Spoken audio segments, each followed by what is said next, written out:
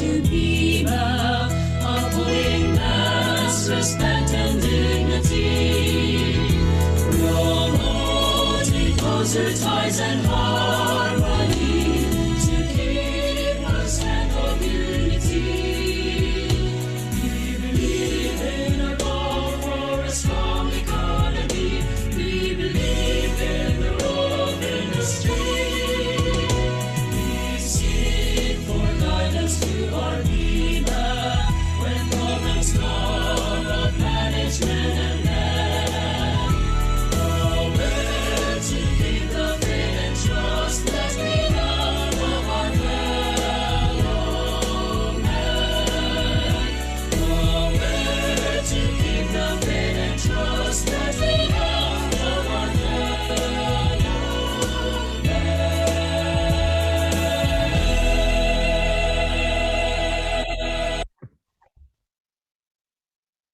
Good afternoon once again. Welcome to the PMAP Cebu 4th General Membership Meeting. So, bro, kumusta, bro? We have a lot of participants right now. We have 110 participants logged in right now via Zoom. So, I think we have to let them do a shout out, bro, no, sa ilahang mga respective companies.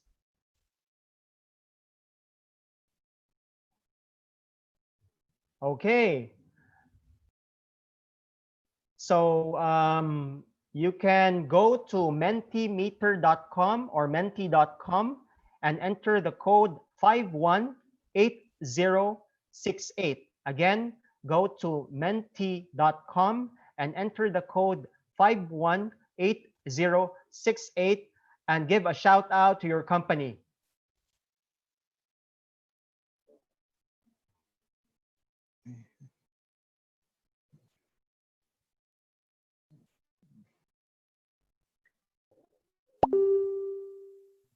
Okay, we have here from Cebulan Masters Incorporated. Bro, you're Yes, here. from CJSI, from Alpha All Food Asia Inc., Metro Dumaguete College, Hostal Philippines,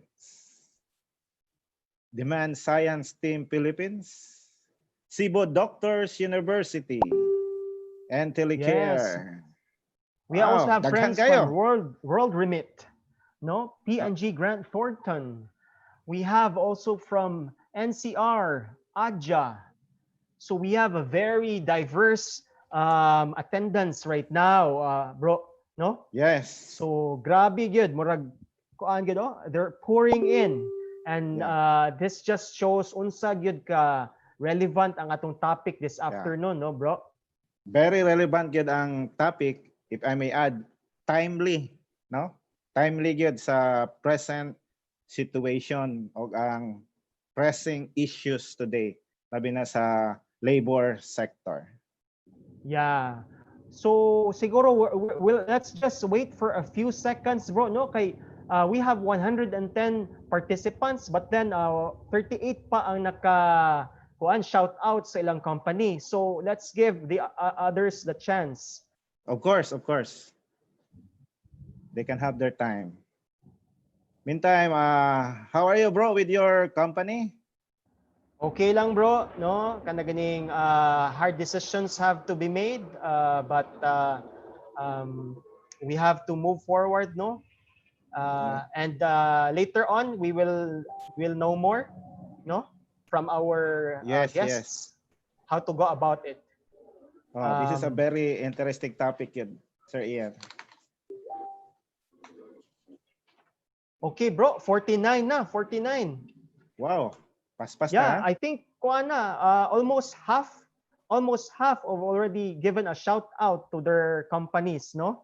So I think daghan gyud kayo participants coming from the top 3, the biggest here in our word cloud, si World Remit, Telecare, and the Cebu Country Club Incorporated.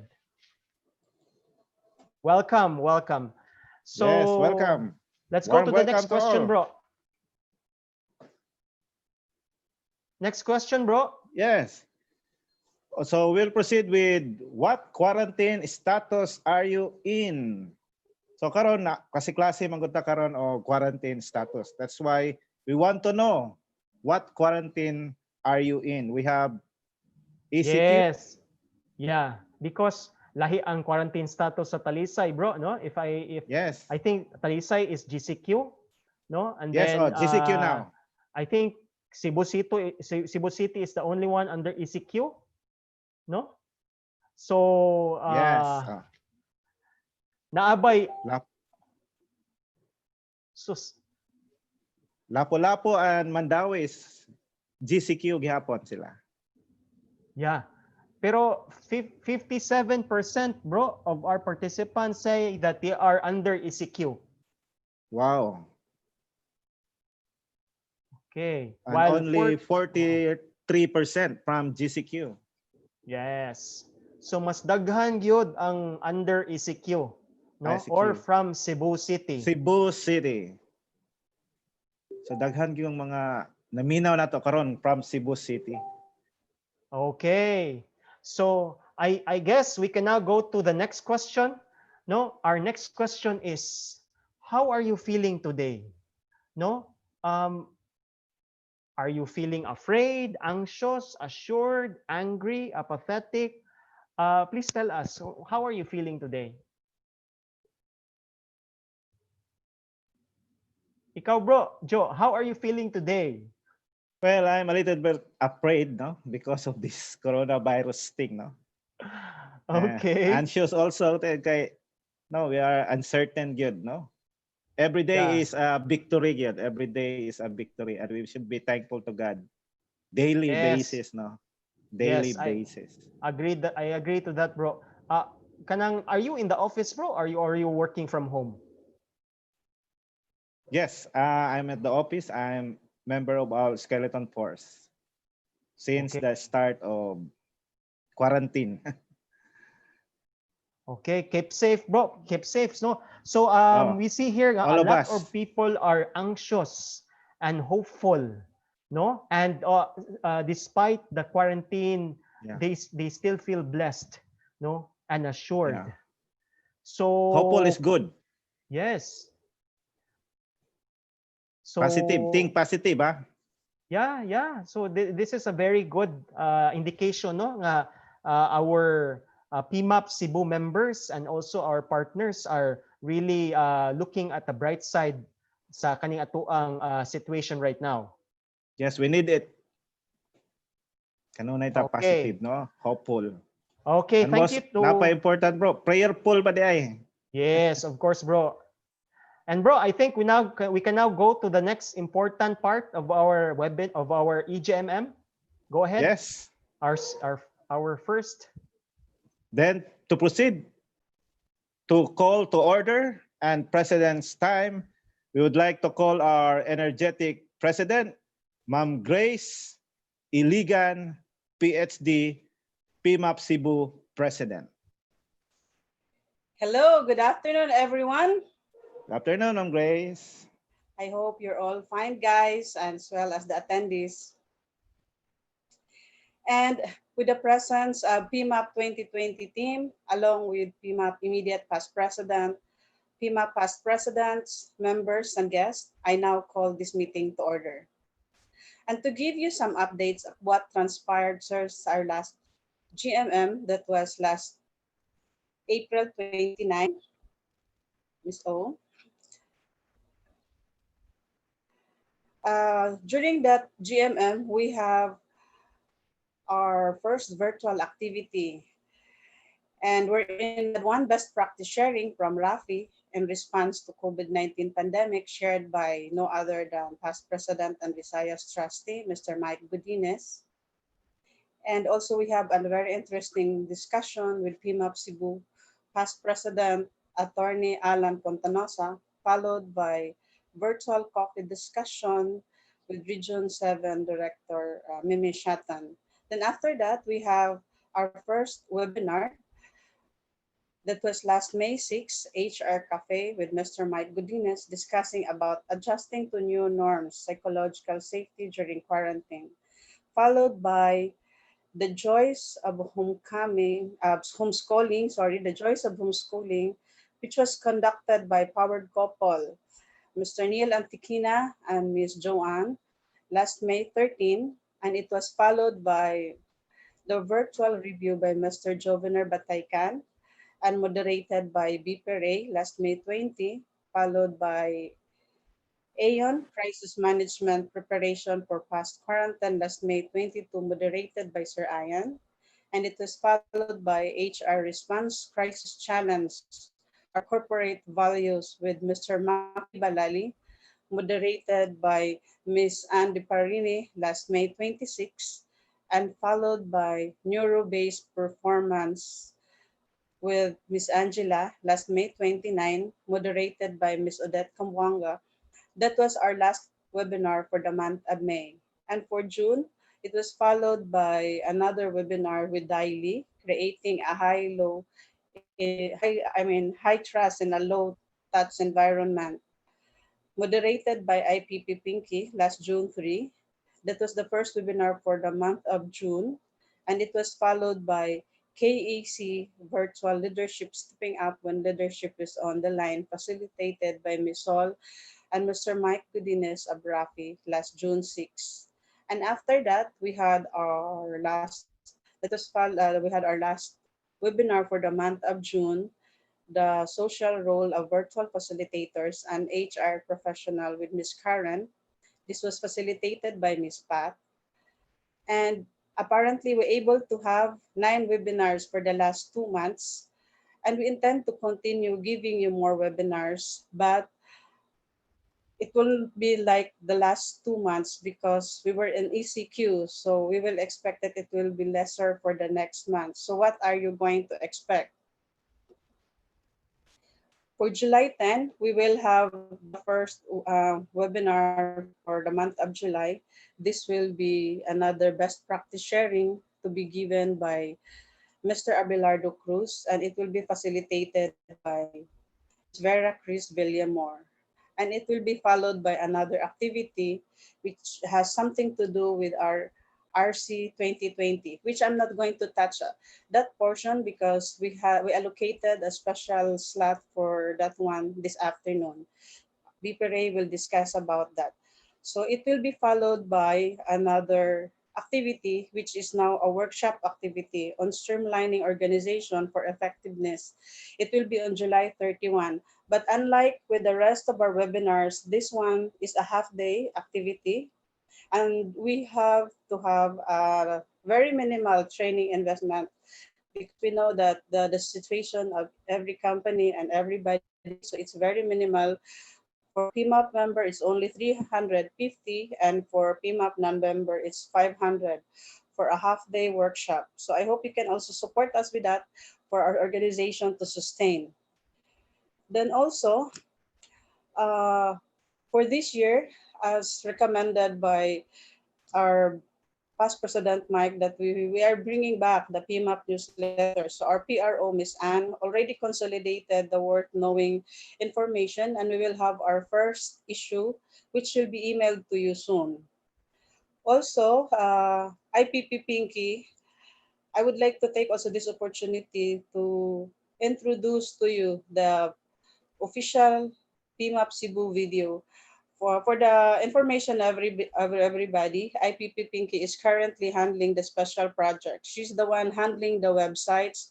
She's also the one handling the Facebook and all the updates. So she decided to create also an official PMAP video. For those of you who've been following us or who've been attending our webinars, for sure you had seen this one, but we were not able to properly launch this one. So for this afternoon, please allow me to share it again one more time. Video, please, Ms. O.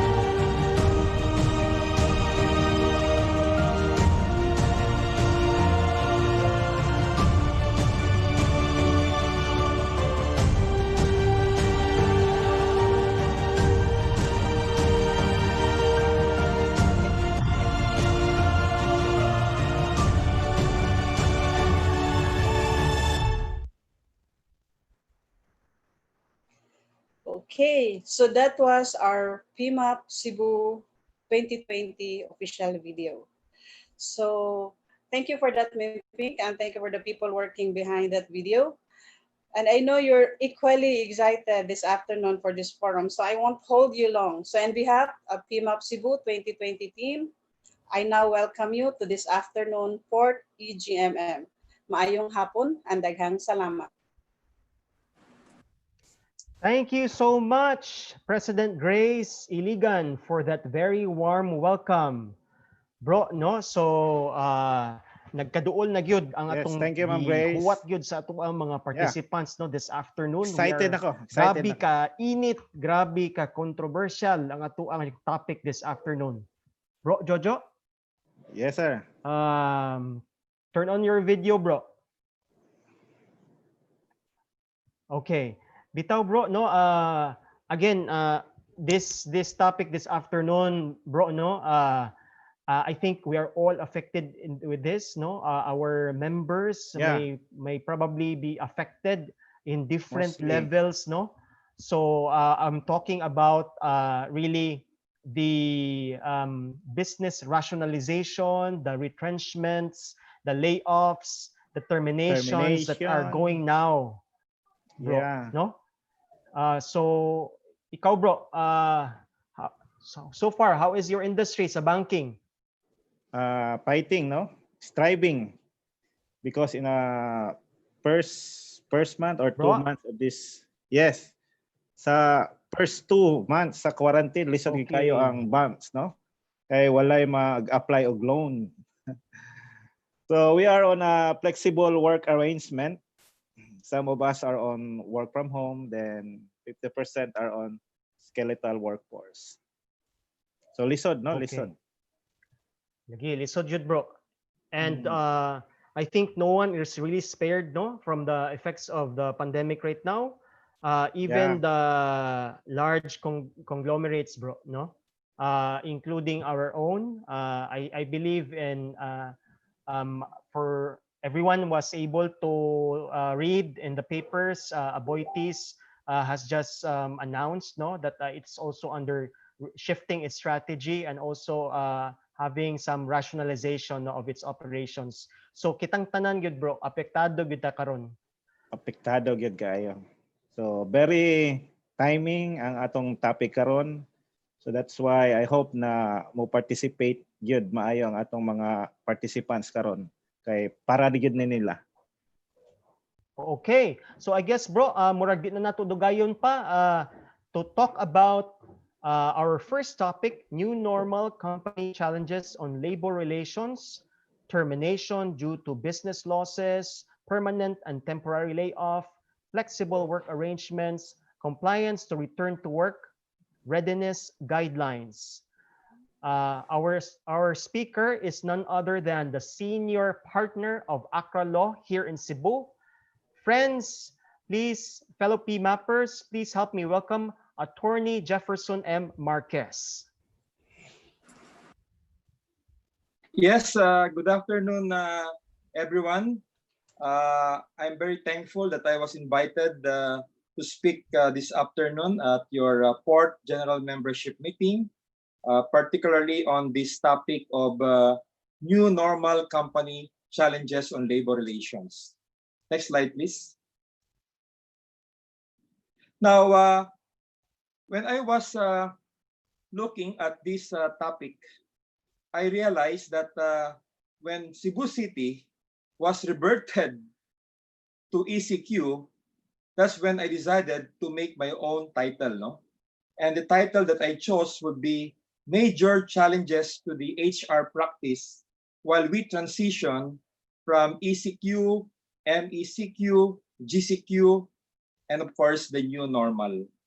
Okay, now, but before I proceed, I would like to share to you this newspaper clipping because it's quite interesting, no? When I was preparing my slides. If you will remember, everyone can easily realize that during the first week of the lockdown, many employers are telling their workers that there's nothing much to worry, We are on top of this situation. We will be able to overcome this pandemic situation and go on with our businesses.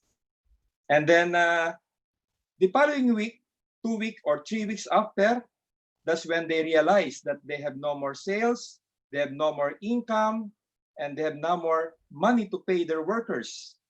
And in fact, today, as we are speaking right now, many companies are now thinking, whether this quarantine that we have, particularly in Central Visayas, whether it would still be viable for them to resume their operations, or perhaps just simply close their operations, whether it be partial or full.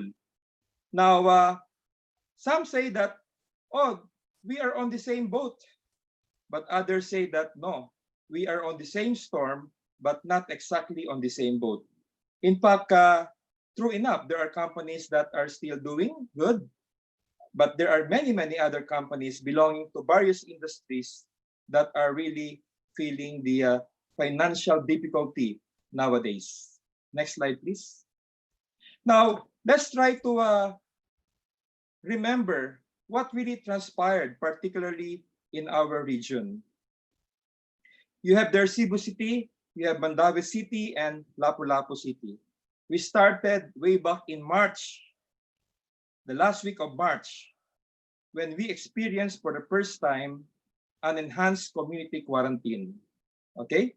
And all the establishments that we have here perhaps have undergone the mandate and imposition prescribed by our local government units. Next slide. Now, what was the effect of this enhanced community quarantine based on these LGU issuances? Well, very simple. It's a mandatory stay-at-home order. Of course, subject to certain exemptions, for certain types of essential industries. So, in effect, what the government was in effect telling is that companies, you cannot operate unless you fall under certain exemptions. Workers, employees, you stay at home. In effect, you cannot report to work. That is the essence of this mandatory stay-at-home order. Okay, next slide, please. Now, from the labor point of view, if the establishment cannot operate, while the job is still available, but the establishment cannot operate, and on the other hand, the workers, while they are ready, able, and willing to work, they cannot report to work because they were ordered mandatorily to stay at home, then that is when we apply the principle of no work, no pay. Under this principle, we don't pay a worker when no work is rendered by him, unless, of course, he is ready, able, and willing to work, and he has been illegally locked out, illegally suspended, or illegally prevented from reporting to work. In this particular situation that we have right now, it is the fault of neither of the parties is at fault. Next slide, please. And if no party is at fault, it's not the fault of the employer, it's not the fault of the workers, then the principle in labor law is that each party must bear his own loss. Okay? Now, take note that under this principle of no work, no pay, each party will have to bear his own loss. Nobody blames anyone under this particular situation. By the way, it's different from forcing the employees to take a leave or the forced leave. This is not a forced leave. It's a no work, no pay situation. Next slide, please. Now, we were happy when in June 1, the quarantine status was changed by our local governments. So Cebu City, Mandaue, and Lapu-Lapu became under GCQ. Okay? And what do we have under this quarantine status? Next slide, please. Certain industries or sectors were now allowed to operate, some at full capacity and some at less than full capacity. And of course, you will be able to relate that you may belong to some of these industries like manufacturer of non-essential goods, export-oriented companies, real estate activities, and so on and so forth. So everybody was so excited to return to work, no? Although at less than full capacity. Okay, next slide, please. However, we have to remember that although Region 7 was placed under GCQ, the operation of land vehicles remained suspended, transit and travel was prohibited, and entry or exit of person is not allowed. Which simply means that although the company may have resumed operations at less than full capacity or even in full capacity, their workers, because there is no available mass transportation, may not be able to report to work. Now, whose fault is that?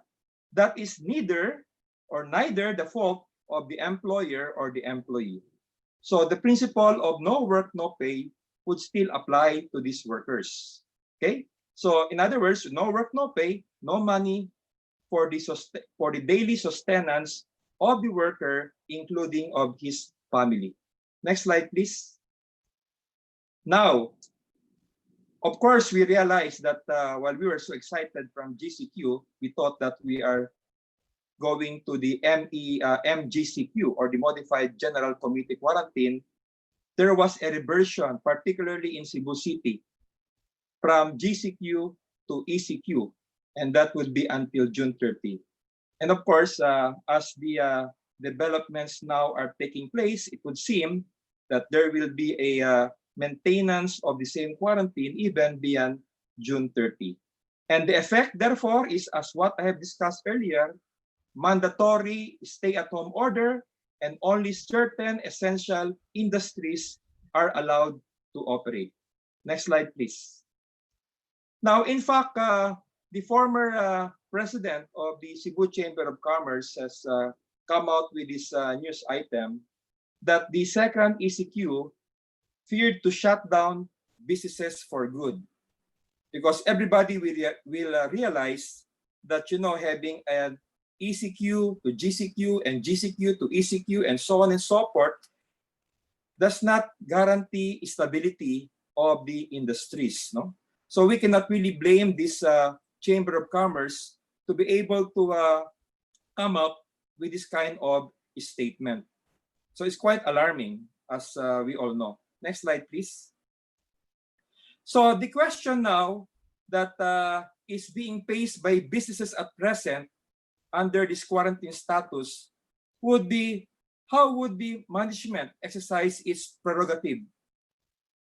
And these options available to management would be the following.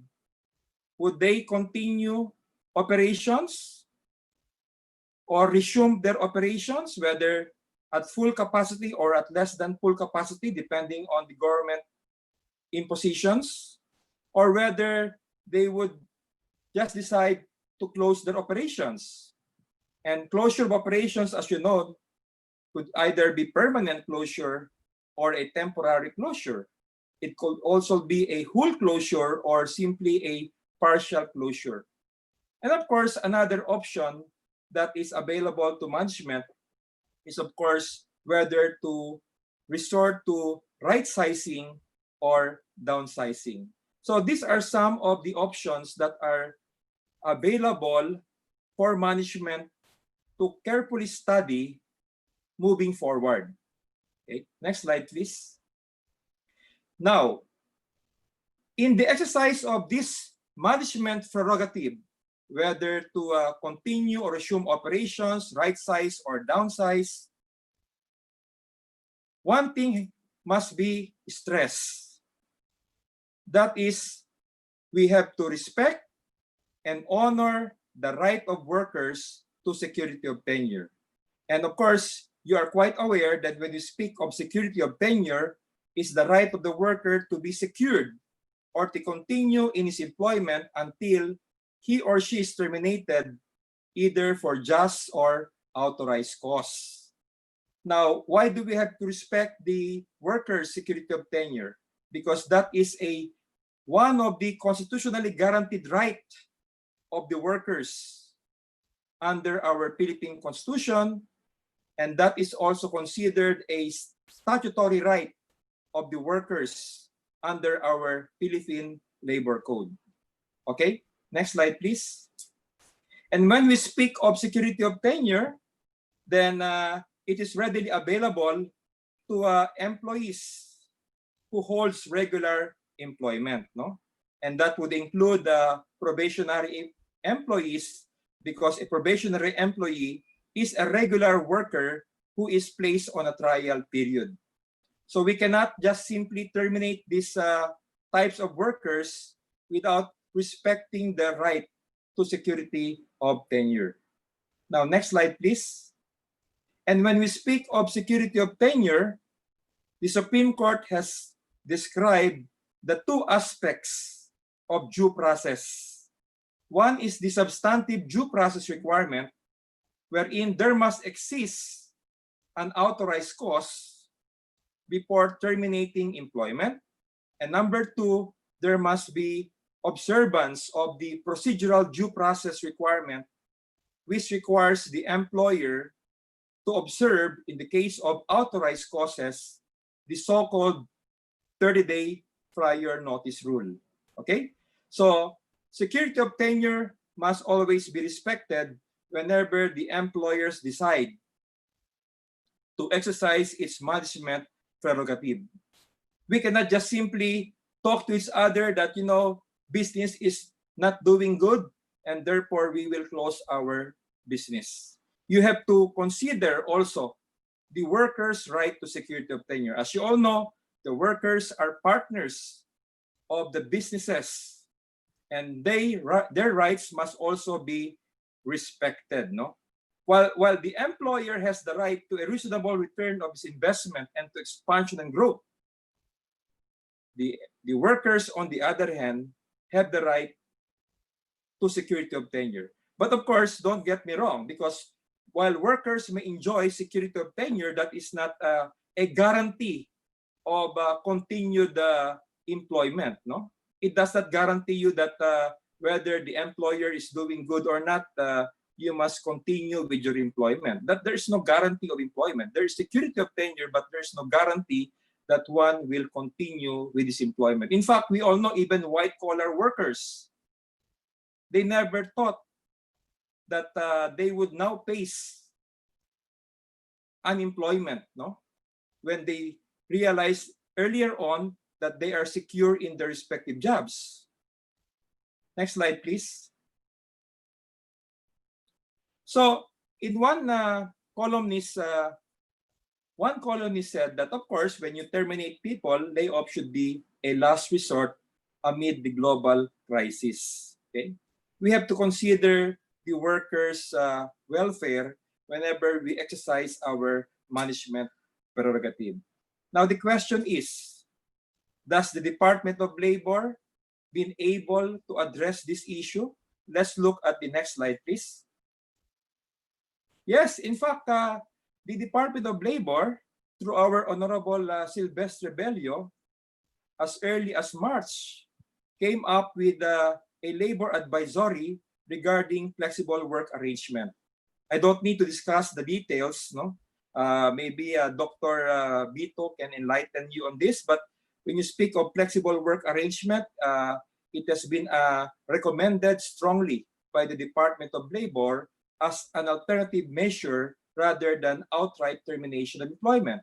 So you are quite familiar of reduction of work days, reduction of work week, forced leave, and then rotation of workers, among others. Okay? These essentially are also management prerogative. But of course, it has to be regulated by the government through the Department of Labor so as to prevent abuses on the part of the employer. Next slide, please. The DOLE even came up with a supplemental guidelines. And in these supplemental guidelines, the Department of Labor realized that when employers resort to a flexible work arrangement, like for example, forced leave, when the leave credits are already exhausted, then the workers will have to be under a no work, no pay situation. So under this labor advisory, the DOLE made mention of the CAMP, no? The CAMP, as you know, the 5,000 one-time financial assistance in order to cover those periods where the workers have unpaid absences after the exhaustion of their available leave credits.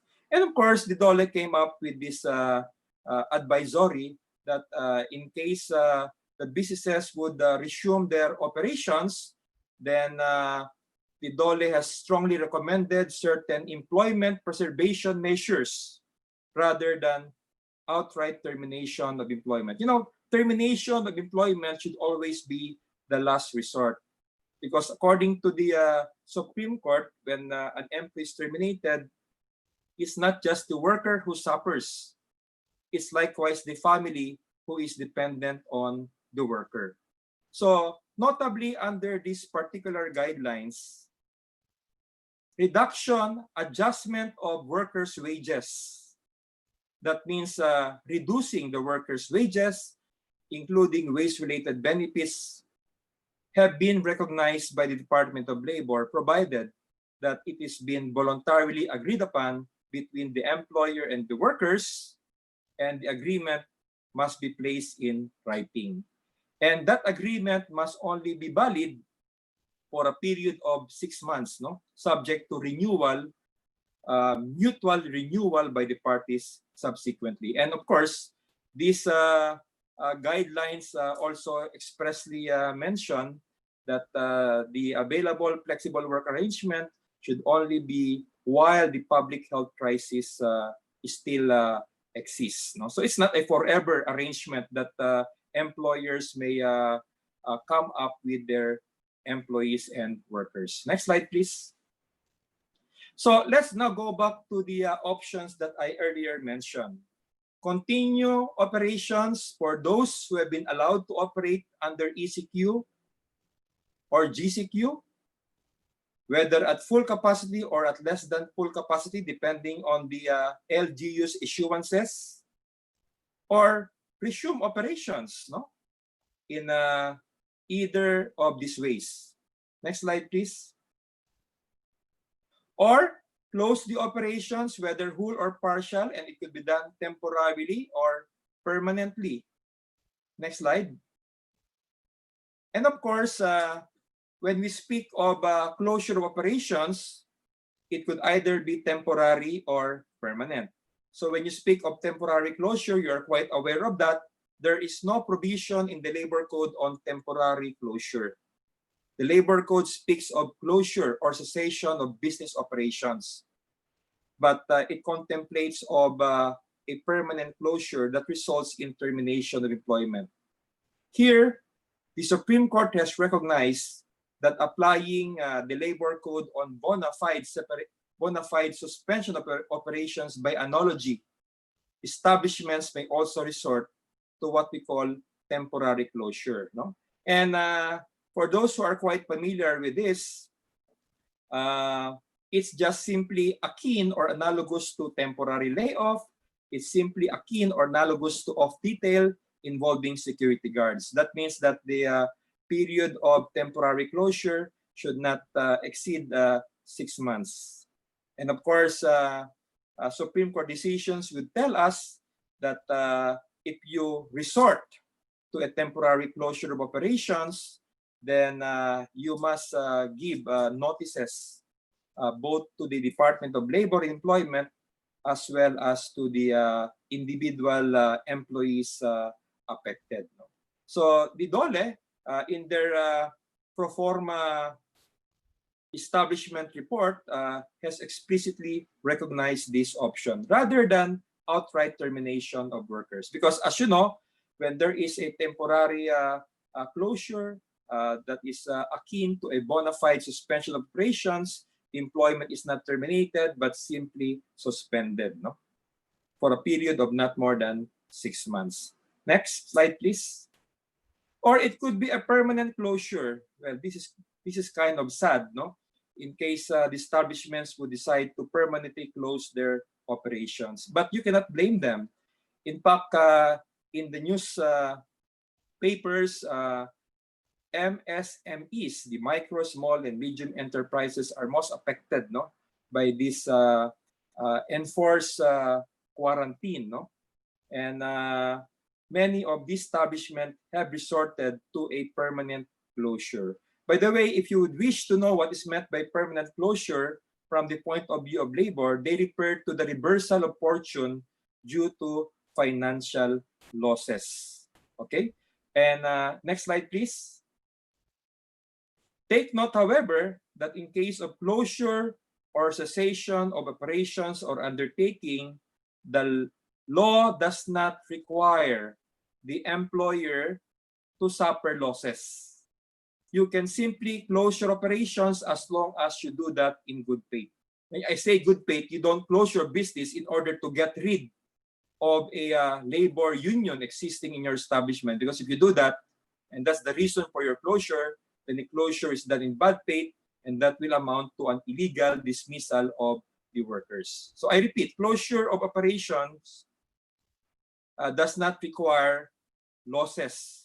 But of course, in most cases, no right-thinking businessman would close operations unless he anticipates or he is incurring actual losses. Next slide, please.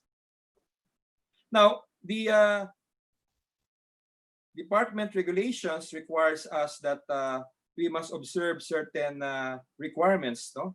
And first and foremost of which is that when we decide to close our operations, we have to make sure that we have available funds to pay separation pay of these workers. Next slide, please.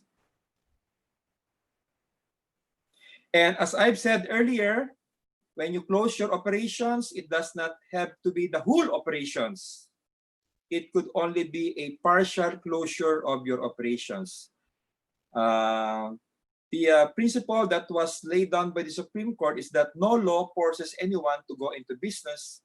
No law can compel anybody to continue the same. So in this particular slide that we have here, the company just simply decided to close the food and beverage department because it was not making money. It was suffering from losses. It decided to continue with the other operations that it has. Next slide, please. Now, take note that, as I've said, when you observe the workers' right to security of tenure, the procedural due process demands compliance with the 30-day prior notice rule. So in this particular slide, it will tell you what is the liability of an employer who fails to comply with the 30-day prior notice. In this particular case, the Supreme Court ordered to pay each of the worker an amount of 50,000 pesos for violation of the worker's right to due process. Okay, next slide, please. Now, another option that is available is, of course, the most common, either right sizing or downsizing. Next slide.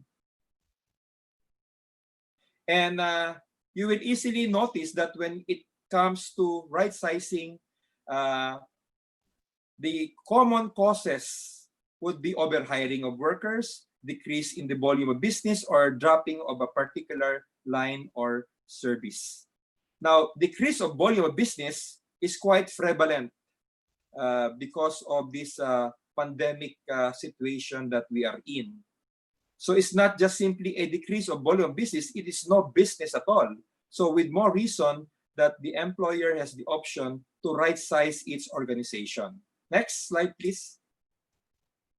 Now, when we speak of right-sizing, well, what is expressly found in our labor code is the authorized cause of redundancy. So the definition of redundancy is very simple.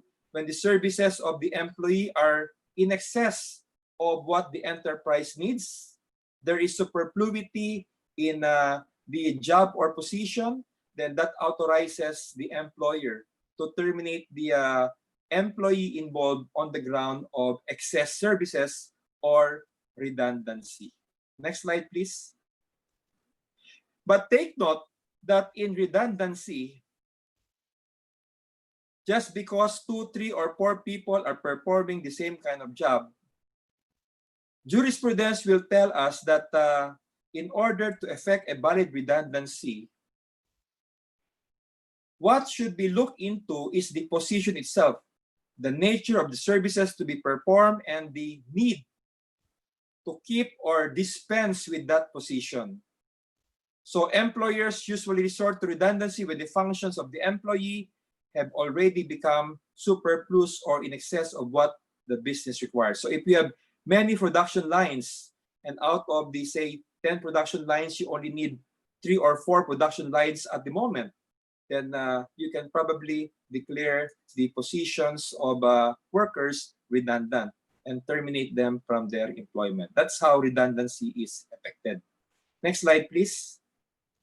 Now, of course, I have to lay down here some requisites so that you will be guided, because in redundancy, it is usually not all the workers will lose their job, unlike in closure of operations, no? When all, if not most of the workers will lose their job. So in redundancy, you have to adopt a fair and reasonable criteria in selecting whose positions workers will be declared redundant, no? And the adoption of this fair and reasonable criteria will avoid unjust discrimination, because if there is unjust discrimination, you play favoritism in selecting who will be terminated on the ground of redundancy, then that will render the termination illegal. Next slide, please. So, just to be guided, these are some of the fair and reasonable criteria that has been expressly recognized by the Supreme Court as well as by the Department of Labor. So, for example, less preferred status between a permanent worker and a probationary worker. The probationary worker will have to go first.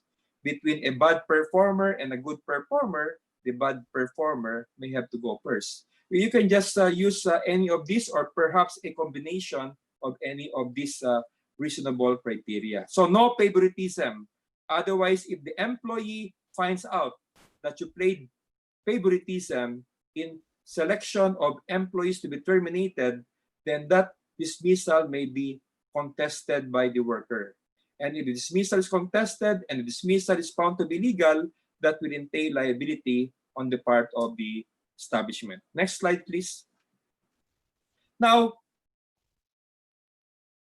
it's not as simple as serving a notice of termination and saying that you are terminated on the ground of redundancy. The Supreme Court has said that when you adopt a redundancy, you must have at least any of these pieces of evidence.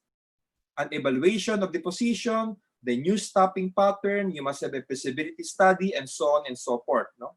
Because you have to justify, why do I have to declare the position redundant? Why do I need to keep other positions similarly situated? You have to justify that.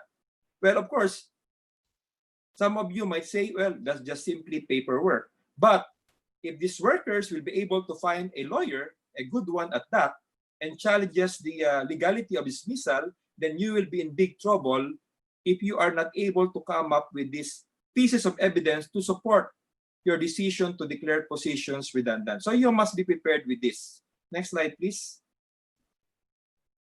So as I've said, in one Supreme Court case, no, it is not enough to present the termination notice. It is not enough to present that you have filed the termination report with the DOLE. It is not enough that you have proof that you have paid separation pay. There must be proof that there was a feasibility study where you evaluated the existing positions, the effect of keeping these positions, and showing how business slowdown or overhiring has been made. Next. Now, this is quite interesting because this company decided to declare certain positions redundant and terminate the workers holding these positions. But after that, the same establishment hired an agency to supply contractual workers. the Supreme Court said that is an illegal redundancy, because if your services are in excess, then why would you still hire contractuals to replace those regular workers whose positions you declared earlier as redundant, no? So how could there be excess when you hired more people who are contractuals to replace those regular workers? So itong case na ito, the Supreme Court declared the redundancy illegal. Next slide, please. Now, another option available, which is similar to right sizing, is of course downsizing.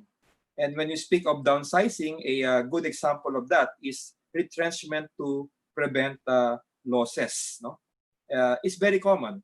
Retrenchment to prevent losses.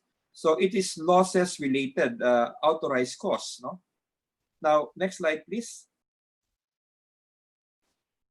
Now, what are the usual reasons for retrenchment? Well, of course, there you see, business recession. I place it there. Business recession. We are now, our country is now facing a very serious business recession. No? Lack of work and reduction in the volume of business is also the usual reason for retrenchment to prevent losses. Now, take note, however, that closure, while it does not require losses, in the case of retrenchment,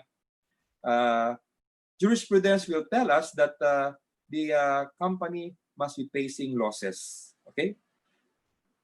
Jurisprudence will tell us that if the company is not facing losses, but the eminence of incurring losses will happen, then the company can also resort to retrenchment. So, next slide, please. The Supreme Court said that when the losses to prevent losses, it does not mean that you have to incur actual losses. If you anticipate that losses will be incurred and these losses are substantial and not merely minimal, then you can resort to downsizing. So, actual losses did not set in prior retrenchment. By the way, but jurisprudence will tell us that in many of these cases, companies resort to retrenchment to prevent losses after they have already incurred actual losses.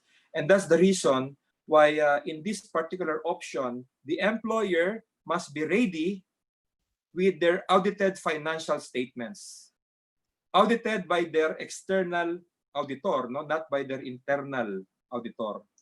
Because this audited financial statement has been considered by the Supreme Court as the most reliable proof to prove losses.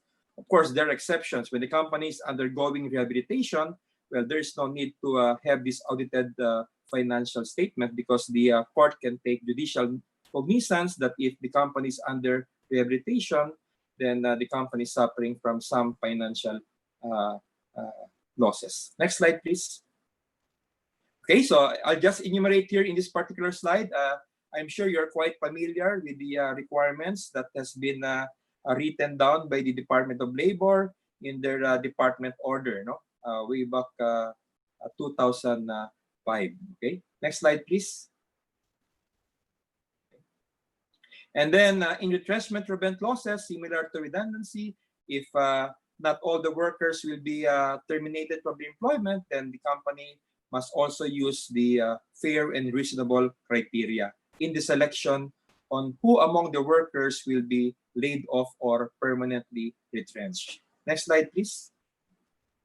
And in retrenchment to prevent losses, jurisprudence will tell us that there must be proof that resort to retrenchment is the last resort. So there must be evidence on the part of the establishment that it has resorted to cost-saving measures. And cost-saving measures are just quite similar to the flexible work arrangement that we have. So you must be able to establish that before you retrench your workers, you must have at least fully exhausted, no, by resorting to any of these cost-cutting measures, no, which is similar to flexible work arrangement. Next slide, please. Next slide, please. Okay. Take note that in retrenchment is quite strict. All the elements that I earlier mentioned, they must all be present. The absence of one, according to the Supreme Court, will render the dismissal illegal. That's how strict the Supreme Court is in interpreting retrenchment as an authorized cause. Next slide, please. Now, in this particular case, you might find this interesting because in the present year, the company had a net income of 6.1 million. However, the previous year, it had a company losses of 52.9 million. It was not even enough. The income now was not even enough to cover the previous losses. So the Supreme Court said that the employer can validly retrench these workers on the ground of preventing losses. Next slide. Okay. Now, regarding the procedural due process, everyone knows about it, no? You must serve a written notice to the individual workers concerned. Hindi pwede bulletin board. Dapat individual workers concerned. And of course, simultaneous with that, you have to serve also a written notice to the Department of Labor and Employment Regional Office at least 30 days before the intended date thereof, specifying the ground for termination. I'm sure you're quite used to this kind of compliance with the procedural due process requirement. This is what we call in labor law as the 30-day prior notice rule. Next slide, please. Okay, so just for you not to forget what is the logic behind this 30-day prior notice, it is to enable the workers to look for employment elsewhere, although they have no jobs right now, but at least give them the opportunity for the next 30 days to look for employment. That's the purpose why the notice must be served to them in advance. Okay, you should not fall short of the 30-day notice. Otherwise, there is violation of the procedural due process requirement. Next slide. And of course, the notice to the Department of Labor, which is also 30 days, at least 30 days yan, is to enable the DOLE the opportunity to look at the legality of dismissal because, you know, mass layoff of workers as a result of a labor dispute, you know, the Secretary of Labor has the power to suspend the effects of termination of employment. So at least give the DOLE opportunity to look at the legality of your dismissal. But of course, in my experience, they don't really inquire before the dismissal is effective, no. But they try to ask questions to the employer. Why is this or why is that so? Especially if the employer is employing large number of workers. Next slide. And of course, the most important one is payment of separation pay. Okay, so do not just simply take this for granted because separation pay is intended to provide the workers with a wherewithal, no? The moment that they lose their job. So you're quite familiar that in case of redundancy, it's at least 1 month pay. In case of closure of operations or retrenchment, it's 1 month pay or 1/2 month pay. It's lesser because it is economic related in the case of closure or retrenchment to prevent losses. I did not include any more installation of labor-saving device because that is not relevant in the pandemic situation that we are in. I don't think companies would invest on labor-saving devices by labor-saving machineries nowadays. No? Next slide, please. Okay, but of course, no need to pay separation pay if the closure is due to serious business losses. Again, when you speak of serious business losses, that must be substantiated by financial statements duly audited by an external auditor. Hindi yan pwede that you just say, I want to close my business, okay? Due to serious losses and I don't want to pay my workers separation pay. You still have to pay separation pay because unless you can really substantiate that your closure was due to serious business reverses. Next slide. And of course, for those establishments that are situated in regions that are already operating at full capacity or at less than full capacity, the Department of Labor came up with these guidelines on employment preservation. No? Guidelines on employment preservation. And notably, one of the salient feature of these guidelines, as I've said, is the possible agreement between the workers and the employer for a wage adjustment, no?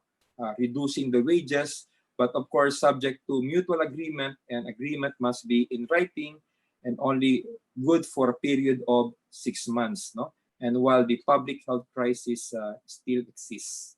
That's how the Department of Labor regulates it.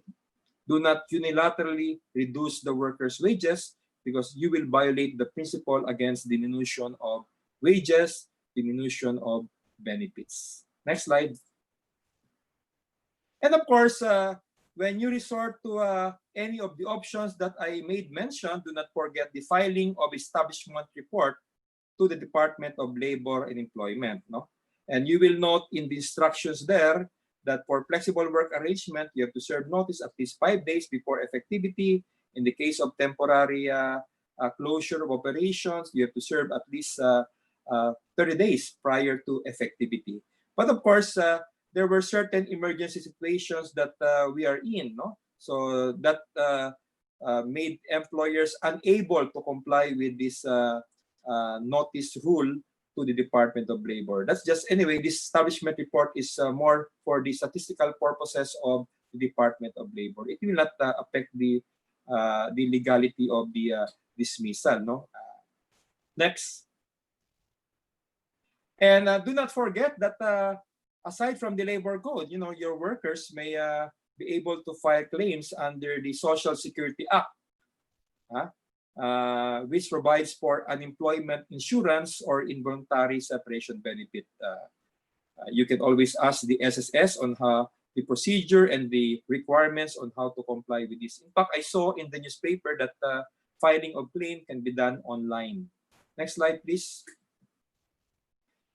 Now, just to summarize my discussion and to emphasize to you the workers' right to security of tenure, if you comply with the authorized cause and you observe 30-day prior notice, then you have nothing to worry. The dismissal will be considered valid, and there will be no reinstatement and no back wages. Next slide. But if there is no compliance with the 30-day prior notice, although there exists an authorized cause, then there is a violation of procedural due process, and that will render the employer liable. And based on jurisprudence, the employer may be held to pay the amount of 50,000 pesos for each worker. Next slide.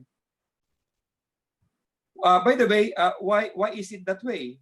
Bakit kailangan magbayad ng 50,000 pesos? Well, according to Supreme Court, a job is more than the salary it carries. There is a psychological effect or stigma finding oneself without a job. So dapat lang magbayad yung employer by way of a penalty. Next slide, please. And of course, the 50,000 pesos may be reduced in certain situations as when the employer can prove that he acted in good faith, and, you know, paying 50,000 for each worker for dismissing them without due process would be too cumbersome or burdensome on the part of the employer. This is the lawyer's job na. Next slide, please.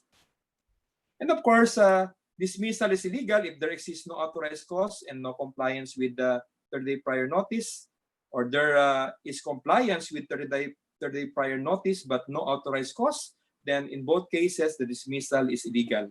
And when the dismissal is illegal, take note, payment of back wages from date of dismissal until the decision of the labor arbiter or the courts for that matter.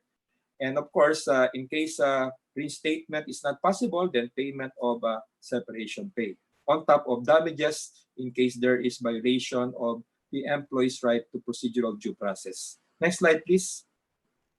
Now, caveat, I am about to finish my presentation. The warning, no? While we are guided with these options for purposes of our forum this afternoon, we always have to take note and take cognizance of the rise of unemployment. No?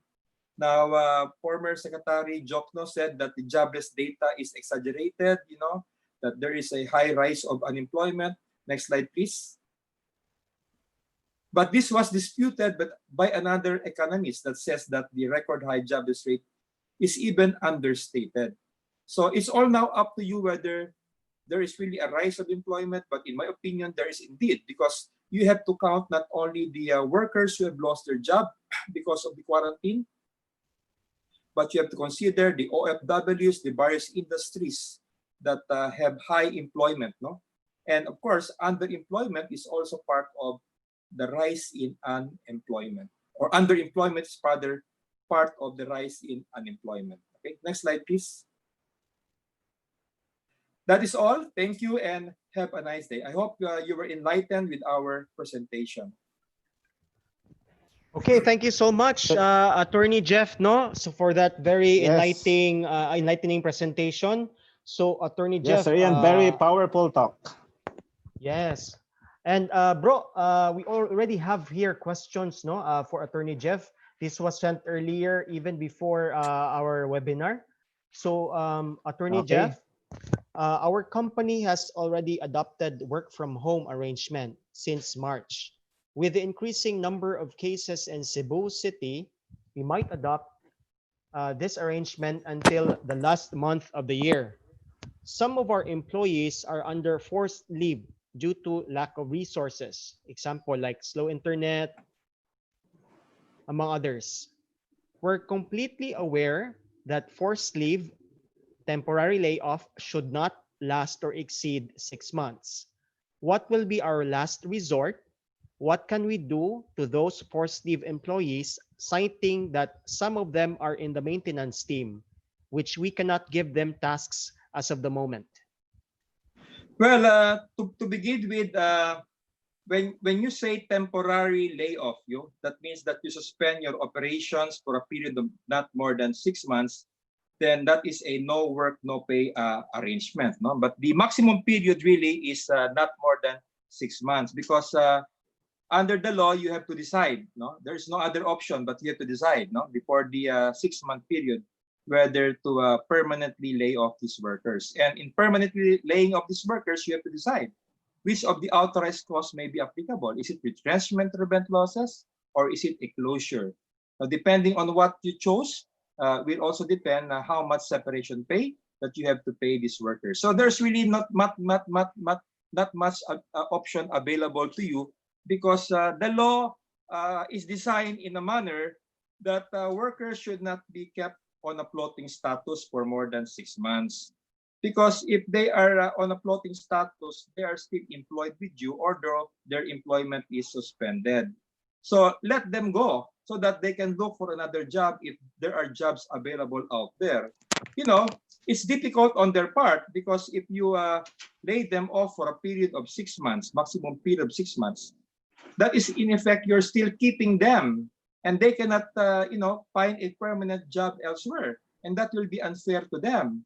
So you have to make a decision, and you have to be ready to separate these workers before the onset of the 6th-month period. And by the way, I'd like to emphasize, yung forced leave na yan, hindi pwede indefinite yan. Hindi pwede indefinite yung forced leave.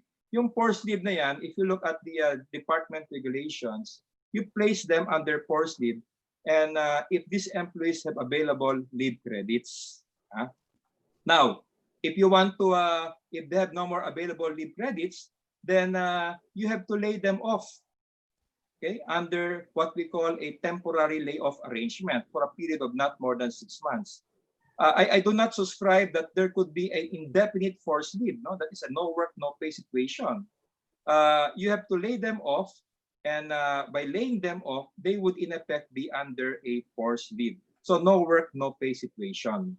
Okay, that's my answer to your question. Wala talaga masyadong available option on the part of the establishment. So it's more of a business judgment na lang on how to look at it. Okay, thank you, Attorney. So our next question is, can companies work on reduced salary schemes as a measure to try saving the company? What are the legalities around this? Well, the Department of Labor already came up with a labor advisory, no? So the labor advisory on resumption of operations allows the employer and the employee to agree on a reduction of their wages, including wage-related benefits, even though they are expressly found in the employment contract or existing collective bargaining agreement. That is already recognized by the DOLE. But there must be consent on the part of the workers.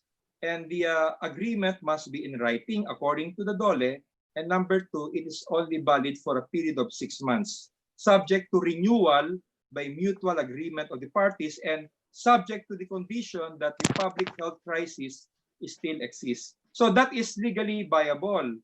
But you cannot force the employee to agree because kailangan yan may agreement because ang prohibited ng labor code is unilateral reduction or withdrawal of the workers' wages, supplements, and benefits. That's my answer to your question.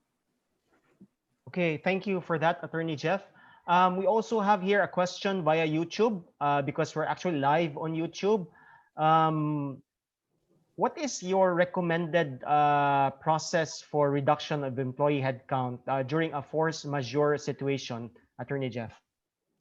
Well, there's no hard and fast rule. Walang hard and fast rule dyan, yung recommended dyan. Of course, right now, you have to consider what is your status. Are you allowed under our quarantine status to continue operations? If you're allowed to continue operations and you're doing well, then there's nothing much to worry. But if you're continuing operations and you're not making money or profit for your establishments, then you have to evaluate whether there are excess services, excess jobs or positions in your organizations where you can at least redundate those positions and terminate the concerned workers. Or you may also consider a possible suspension of your operations, in case you foresee that in the next couple of months, your business will no longer be doing well. So these are options that there is really no hard and fast rule. So lawyers, we always ask clients to present to them this set of facts. What are you in your present situation? That is what I will ask the client. What are you in the present situation? Are you operating now? Or are you thinking of resuming operations? Then that is when there's a need to evaluate on what is the best option for you. Thank you. Okay, thank you, Attorney. We have here another question. If the employee is still on maternity leave and the same employee is part of those that will be released, retrenched or redundated, is the employer supposed to pay separation pay still and treat the maternity pay as a separate payment? Yung maternity leave niya, that is really due to the female covered worker, yung maternity leave benefit, because yung maternity leave benefit niya, that is under a different law. That's the Social Security Act, yung payment of maternity leave.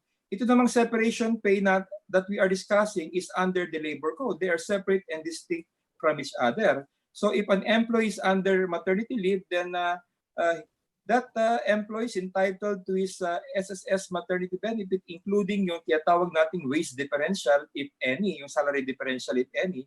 And if you terminate her employment, then and the termination of employment is based on authorized cause, then you have to pay separation pay, separate from the maternity leave benefits. Yung maternity leave benefit, wag nyong isipin na sa inyo yan as an employer, The employee has also contributed the reason why she's entitled to maternity. Nagko-contribute yan. Yung separation pay is from the own pocket lang ng employer because it's mandated by law. So separate and distinct yan, ma'am. Thank you. Okay, thank you, Attorney. We have here a question from also an attendee. Can we compel the establishment to show their financial statements if we feel the retrenchment is done in bad faith? The answer is you have to qualify. If the establishment is not organized or unorganized, if there is no labor organized union, there's no organized labor union in that establishment, then an individual worker cannot compel the employer to furnish him with the financial statement. Because under the labor code, yung right to be furnished with financial statement is available only to a legitimate labor organization, which is a certified or recognized bargaining agent in the establishment. And that availability only comes in the case of collective bargaining negotiation. So the answer is no, you cannot compel. Anyway, if you want to know the financial statements, you can always go to the SEC because establishments are supposed to file annually their audited financial statements. So you can get a copy from the SEC because it's a public record.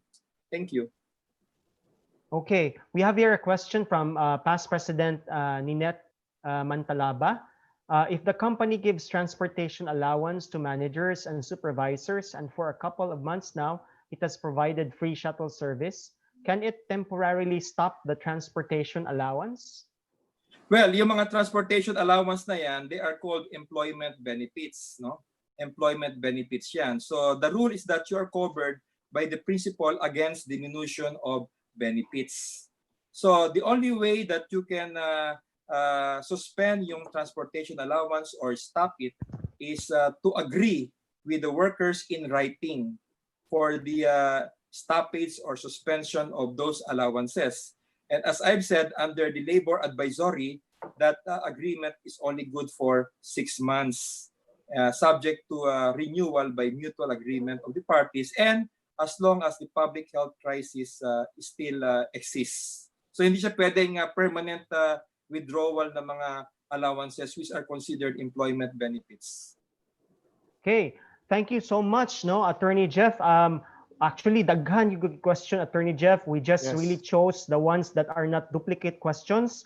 So I'll now turn over the question and answer to Sir Jojo. Thank you so much, Attorney Jeff. Yeah, thank you. Yes. Thank you very much, Attorney Jeff. It's Welcome, very Joe. interesting and powerful talk. Okay, so I think we will still meet Attorney Jeff in the copy table. Discount. Yes, copy this table. So we will review again the questions addressed to Attorney Jeff. For the meantime, we will proceed with our other topic.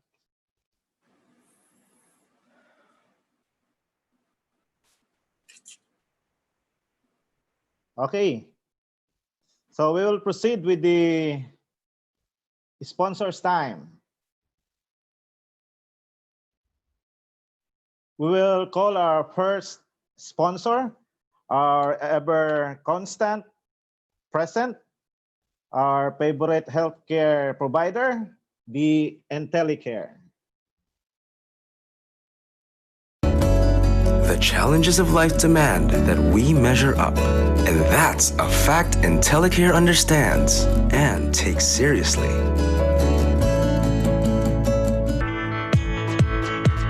IntelliCare understands that the cycle of healthcare begins when you're healthy. Because we see the big picture and approach healthcare holistically, we make it possible for you to stay well, prevent illness, or catch it early on.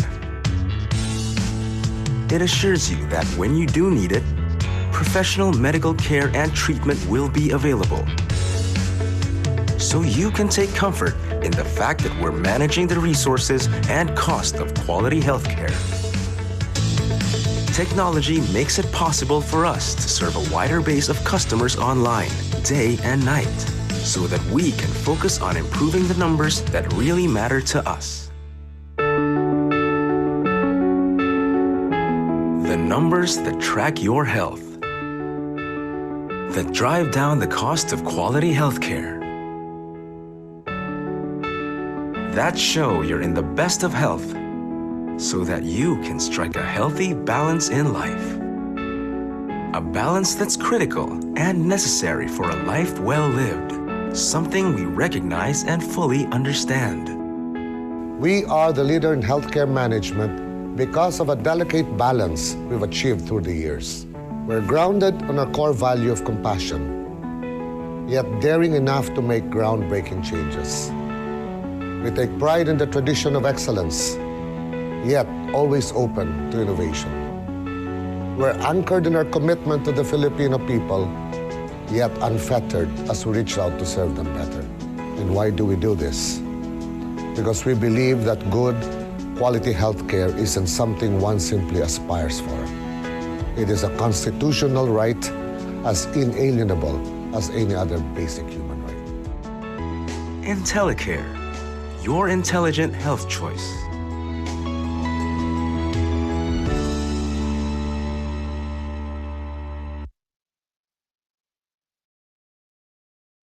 Okay, thank you very much, IntelliCare. And thank you for being always helping PMAP through this webinar series. Okay, our next sponsor, and we are privileged that they are with us this afternoon, is from Cebu Doctor Group. We would like to call Mir Villegas, the Corporate Marketing Head, Cebu Doctors Group. Sir Mir? Hello, good afternoon, everybody. So, as mentioned by Sir, I am Mir Villegas. I'm the Corporate Marketing Head of Cebu Doc Group, and thank you very much for having us today in your GMM meeting or e-meeting. And so, for us to be able to introduce our company. So let me begin with our portfolio. So this is our company profile.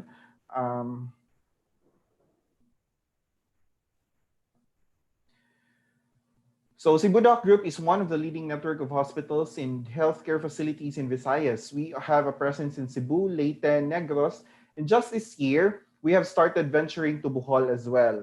So as envisioned by our late founding president and chairman, Dr. June Larrazaval, our goal is to bring healthcare closer to people, which allowed us to expand our network to cities and islands where healthcare is much needed. So we now have Cebu Doc, Mactan Doc, North Gen, San Carlos Doc, South Gen, Ormoc Doc, and to be launched this year is Bohol Doc. And soon we will also open in Danao and another one in Northern Cebu. As a homegrown healthcare brand in Cebu, the company has a total of 47 years of experience in offering wide array of services backed with state-of-the-art technology. So from regular patient care and curative services, Cebu Doc now has a vast portfolio of health and wellness services because we believe that our approach to healthcare should be preventive. And a classic example to that is how COVID-19 affected the people and on how healthcare should not be an afterthought. We believe that we have the most outstanding medical team in the country, as well having a roster of 800 top-notch consultants and specialists and 4,000 combined high-skilled employees.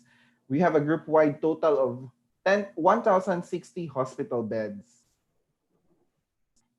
And we did that because we are a team committed to the following values. We see to it that our services are always driven by compassion, and our standards should be at par of the global standards and sealed by a goal of revolutionizing healthcare landscape.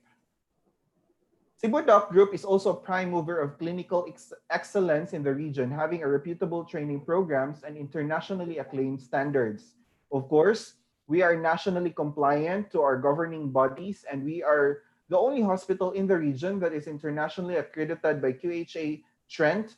Our life support training center is also merited by American Heart Association.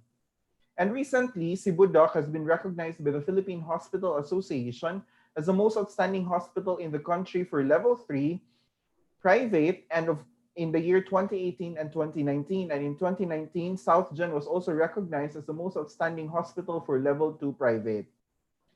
We are the hub of compassionate and integrative patient journey as we gear towards integrating our system with our partners. And currently, we have 300 accredited companies and insurance firms that we are working with in order to live by our mission, which is to make healthcare accessible to people. And these are just some of the many partners we have. And for those who are interested to join our roster please feel free to message us after this. And we believe that we can help you make healthcare more accessible to your employees by partnering with us on a very reasonable terms. But of course, we understand that everybody's concern right now is the COVID-19 pandemic. We cannot see, and we are at a disadvantage at first glance of the situation. It has affected thousands of lives, and many of our countrymen have fallen. But you see, even with the efforts of our government, we see that we are still far from over. It is very evident by its impact to the business environment. Mainly, it has disrupted the economy that is now forcing us to be under new normal. And of course, that is why we are here today, because it has changed the labor landscape. And we feel like we in the private sector has to do something about it. We cannot just keep on waiting.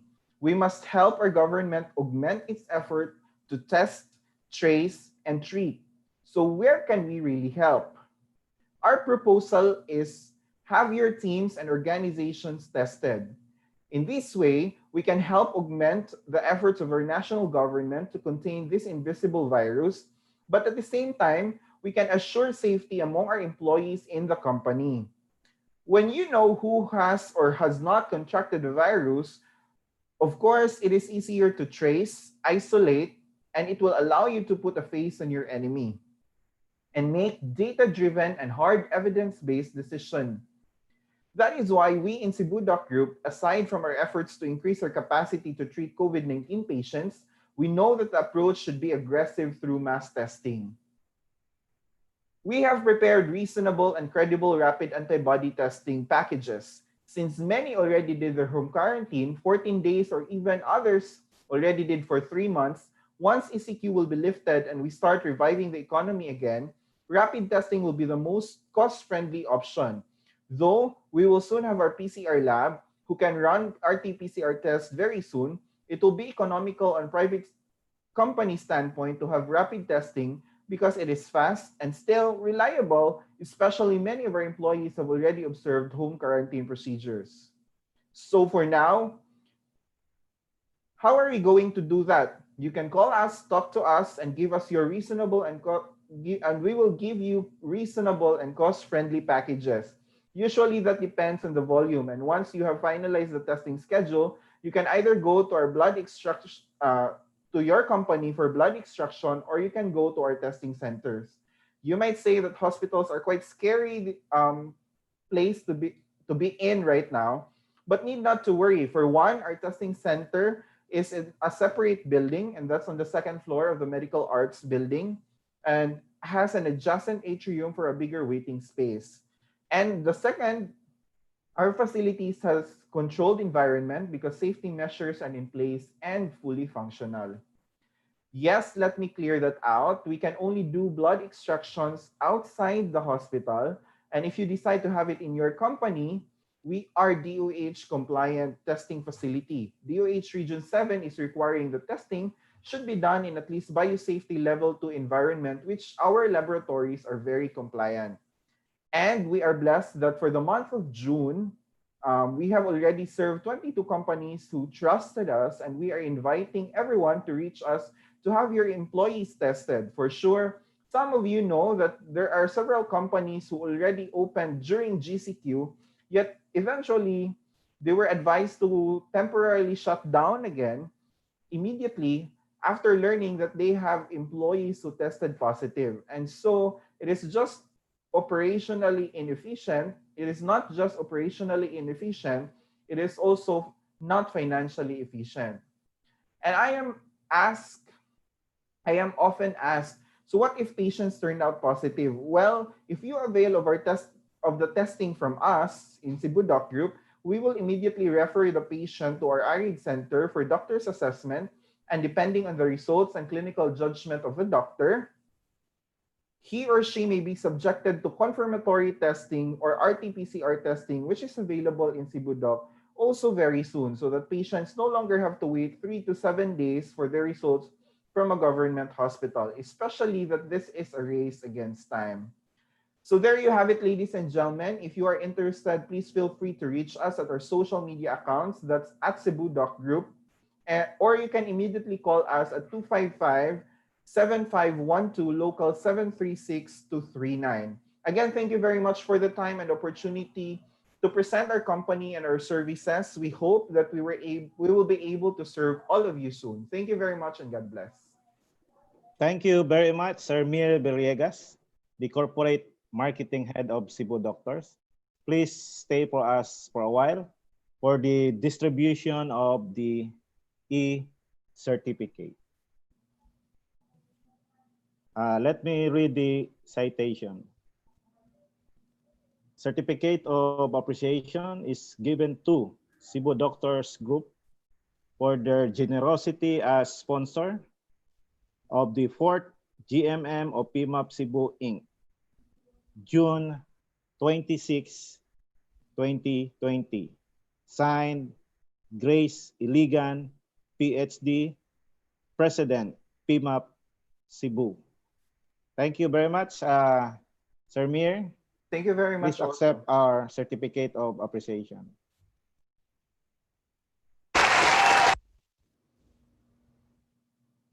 And also for the another e-certificate to be given to IntelliCare with the same citation signed by our President, Ma'am Grace Iligan, PhD, and our Vice President, Ray Final. Thank you very much, Sir Chito, and the IntelliCare team for being there for us always and all the time.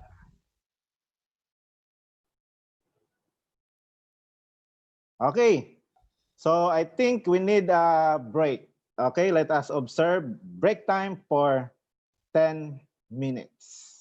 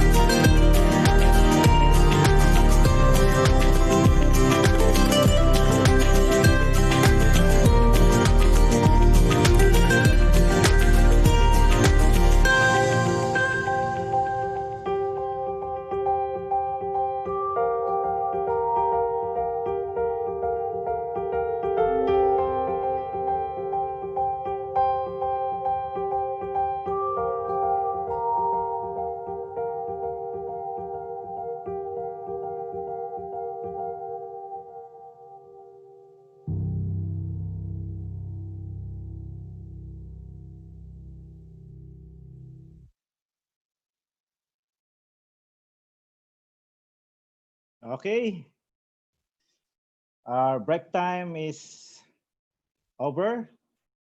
Let's proceed with our GMM.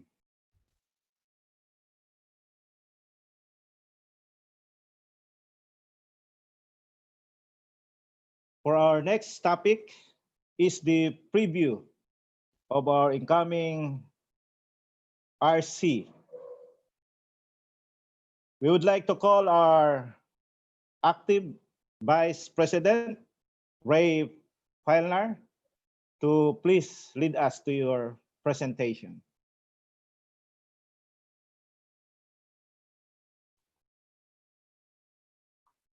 PMAPers, guests, friends, Zoomers, YouTubers. RC 2020 has been frozen due to the COVID-19 pandemic challenges, but there is hope. Yes, there is hope, really. I hope you believe in that hope, because my presentation is frozen.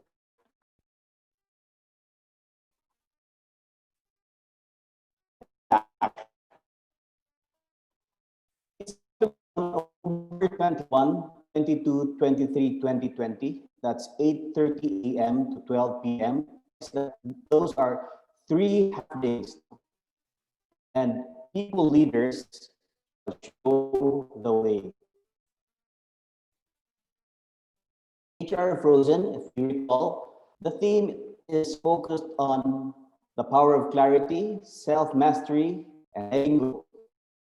And are interesting topics, whether we meet face-to-face, virtual, or both, 2 meters apart or further, masked or unmasked.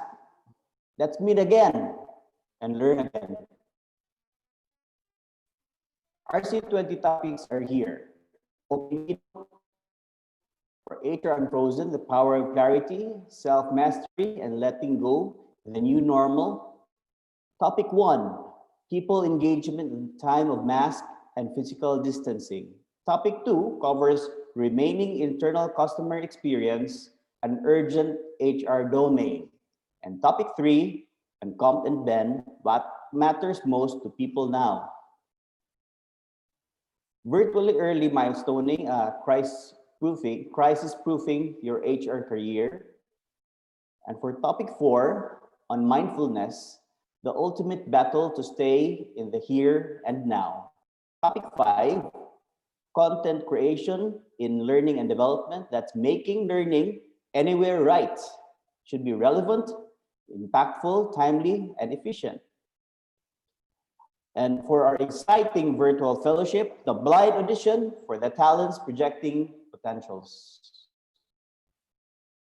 HR Woke, the critical role of HR in the social transformation initiative, focusing on unemployment, family preparedness, employee activism, and local governance influence. And for our topic 6 on leadership, why the remote control is malfunctioning in a post-pandemic workplace.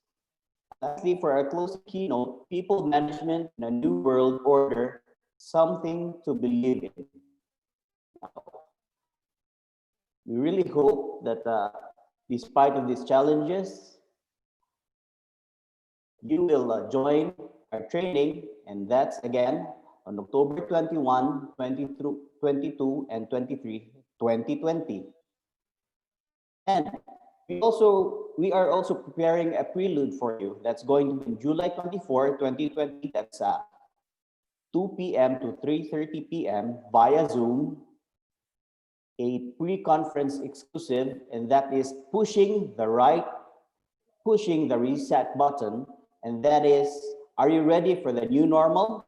And our speaker will be Mr. Patrick Marquina, Talent and Rewards Leader of Willis Towers Watson. We hope to see you once again 21, 22, 23, 2020. See you there. Thank you.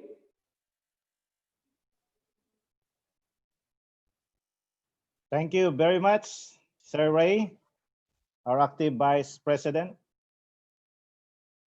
And now, before we will proceed with the panelists,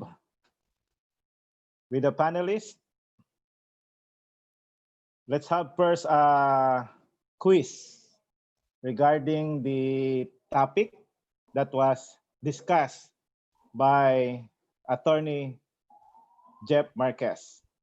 So let's all go to menti.com and use our code 82661.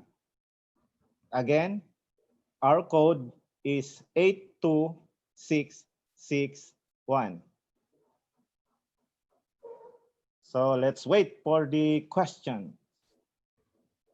Our first question.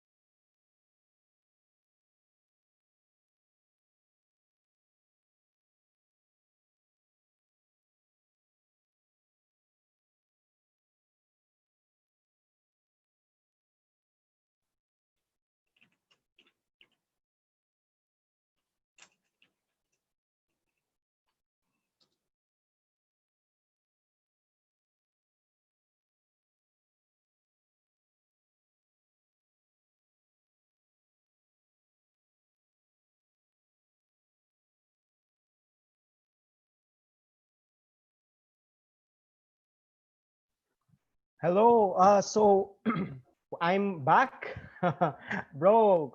Yes, How are thank you you? very much, Sir Ian. Well, Yeah. okay. Good. So yeah, daghan na kaayog ka ng nag-answer 45 na. No, so mo gyapon, let's wait for them to reach 50 over 50 kay we have mga around 100 participants biya. No? Yes, Sir Ian. Kuyawa gud aning screen na to, bro. Daghan man kay inig mga Masa may mga cookies? mga emoticons. Anyway, Nangapi na ba mo? Naka-break na sila, sir. Okay. So I guess we can probably wind down na and see kinsay leading sa ato ang Mentimeter quiz. Wa pa nagsugod? Okay. Wala pa. Hapit na. Okay. Ako, sir, excited sa kupuan, sir. May tagdiri lisod ang mga question.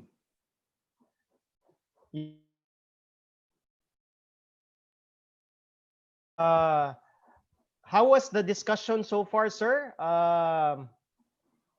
Very informative. And of course, if it's coming from Attorney Jeff, it must be well said, well discussed.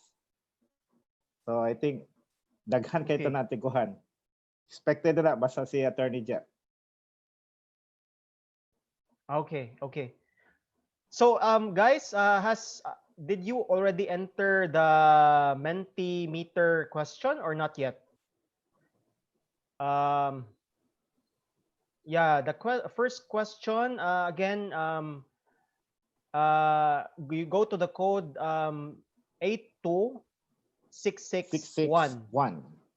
Okay. The first question is, termination to be valid must comply with these requirements. A, substantive due process. B, procedural due process. Or C, both A and B. Okay. Got 30 seconds to answer. Dali ra kay na kay giayog discuss ni Attorney Jeff. You can hardly miss it. Yeah.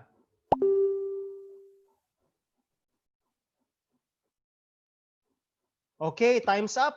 Let's see. Okay. So 36. The correct answer is both A and B. And B. No? substantive and procedural due process. Yeah. Twin requirement. It must be twin. No? Okay. What's our next question, bro? Oh, Okay. before that, who's our leaderboard? Leaderboard is Okay, wow. Carlo P is on Carlo the lead, P. followed closely by Yumik, Yumik. no, and then by Cheesy Cheesy Paradise. Wow. Wow. Next question, bro. Yes. Coming up, our next question. We got only 30 seconds. Retrenchment is an exercise of A, authorized cost, B, cost-saving measures, C, management prerogative. There you go. 15 seconds more. Retrenchment is an exercise of A, B, and C. Mga master na ni ato ang mga Yeah. participants, Kaya, bro. kaya. After listening to Attorney Jeff ba? Yeah, kaya kayo. Okay, here we go. The answer is retrenchment is an exercise of management prerogatives. And there are 15 who got the correct answers. Scoreboard? Okay. Let's go to the leaderboard. Oy. Oh, again, bro, on the lead is Carlo P. Abogado tayo ni si Carlo P. Sige mag-lead. 1,919 points. Closely followed by Nat, no, with 1,858 points. And then on third place, Agent X44. X44. Allah, yawa. 1,843 points. Okay, let's go to our last question for our Mentimeter Yes. quiz. No, Last question for today. last question is, 30 of seconds. course, who issued the interim guidelines for return to work? Yes. No. A, is it DOLE and IATF? B, DOLE and DTI? C, DOLE and the DOH? You have 18, 17 more seconds to answer the question. So, bro, kanang daghan kay combinations, and I think all at one point have issued. Yes. Yes. And the right answer is both DOLE and DTI. Yes, DOLE and DTI. So, Okay. leaderboard, Carlo lang gyapon. Believe ba gid. Wow, grabe. Oh, Wow, Carlo congrats is to now Carlo P. Oh, Carlo P is the leader, is the winner, no, with 2,858 points. Congratulations, Carlo P. Congrats, Carlo P. Okay, sir. Sir. What's next? Okay, let's now proceed with our virtual coffee table discussion. We have two panelists for our discussion. First, let me introduce to you our first panelist. He is an AB political science graduate from USJR, cum laude. He got 1 management degree and 2 doctorate. Masters in management for executive and managers, also at USJR, and earned his doctor's degrees, Doctor of Management in Human Resource Management at USJR also, and Juris Doctor of the same university. He is also a part-time instructor at USJR at College of Commerce, Graduate School of Business Management and Administration, Expanded Tertiary Education, Equivalency, and Accreditation Program. He is connected with the Department of Labor and Employment Region 7 as Supervising Labor and Employment Officer and Technical Service Support Division for Labor Relations and Standard. Ladies and gentlemen, it is my honor and privilege to give you to my BCBP brother, Dr. Efren O. Bito. Good afternoon, Dr. Efren. Good afternoon, bro. Okay. I'm so glad to be here. Good afternoon. Also to my idol, Attorney Marquez. Good afternoon, sir. Yes. Yeah, thank you, Doctor. Yes. Then our second panelist, of course, he is well-known in PMAP, not only in PMAP, but in the circle of law profession, because he is considered as one of the best labor lawyer, a bar top notcher, and graduated in the best school, law school in the Philippines, that is San Beda College. Let us all welcome Attorney Jefferson F. Marquez. Yeah. Sir, welcome back. Yeah. Thank you, Jojo, for that introduction. And good afternoon, Dr. Bito. Good afternoon, idol. Good idol, idol. Two idols, no? At the table discussion. Okay. For the first question, for Attorney Jeff. Sir, your first question. Our company has adopted work from home arrangement since March. With the increasing number of COVID cases in Cebu City, we might adapt to this arrangement until the last month of this year. Some of our employees are under forced leave due to lack of resources like slow internet connection or no task. We're completely aware that temporary layoff should not exceed 6 months. What will be our last resort?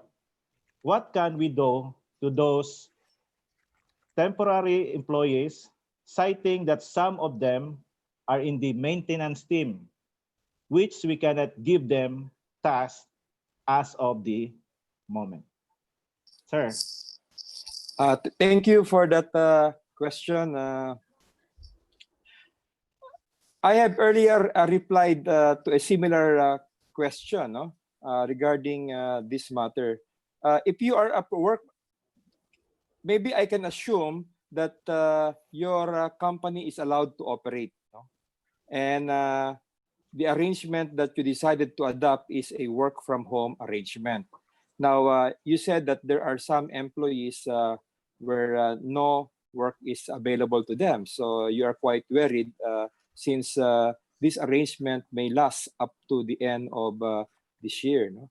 So as I've said earlier, there are really not much of a legal option available to you because the law limits the layoff of workers to not more than 6 months.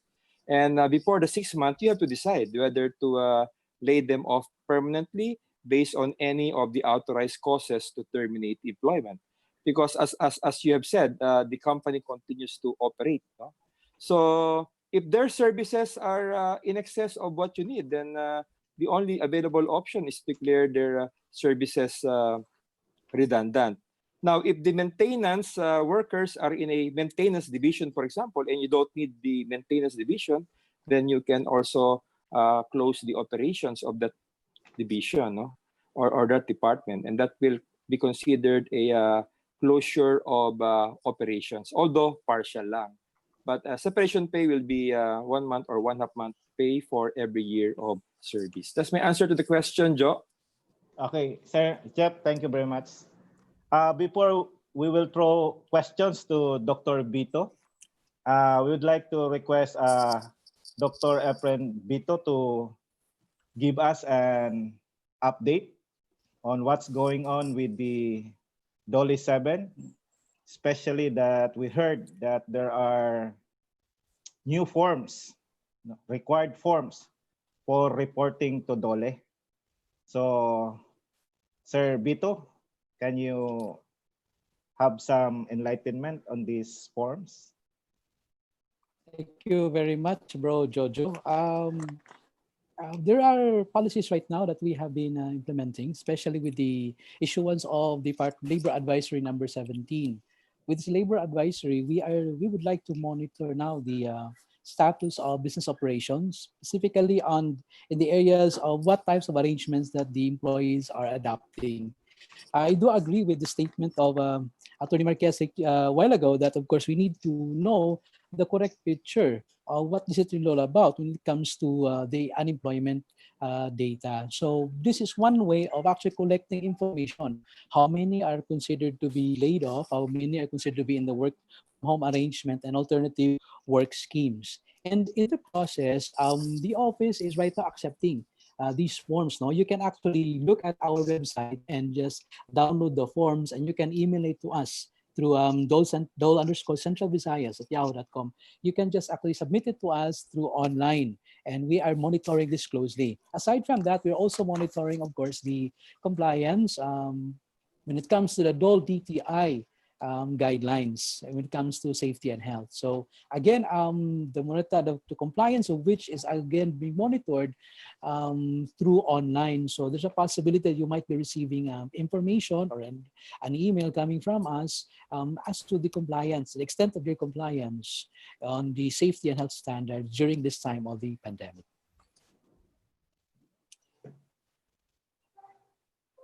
Okay, any updates from the DOLE that need to be known or informed ahead?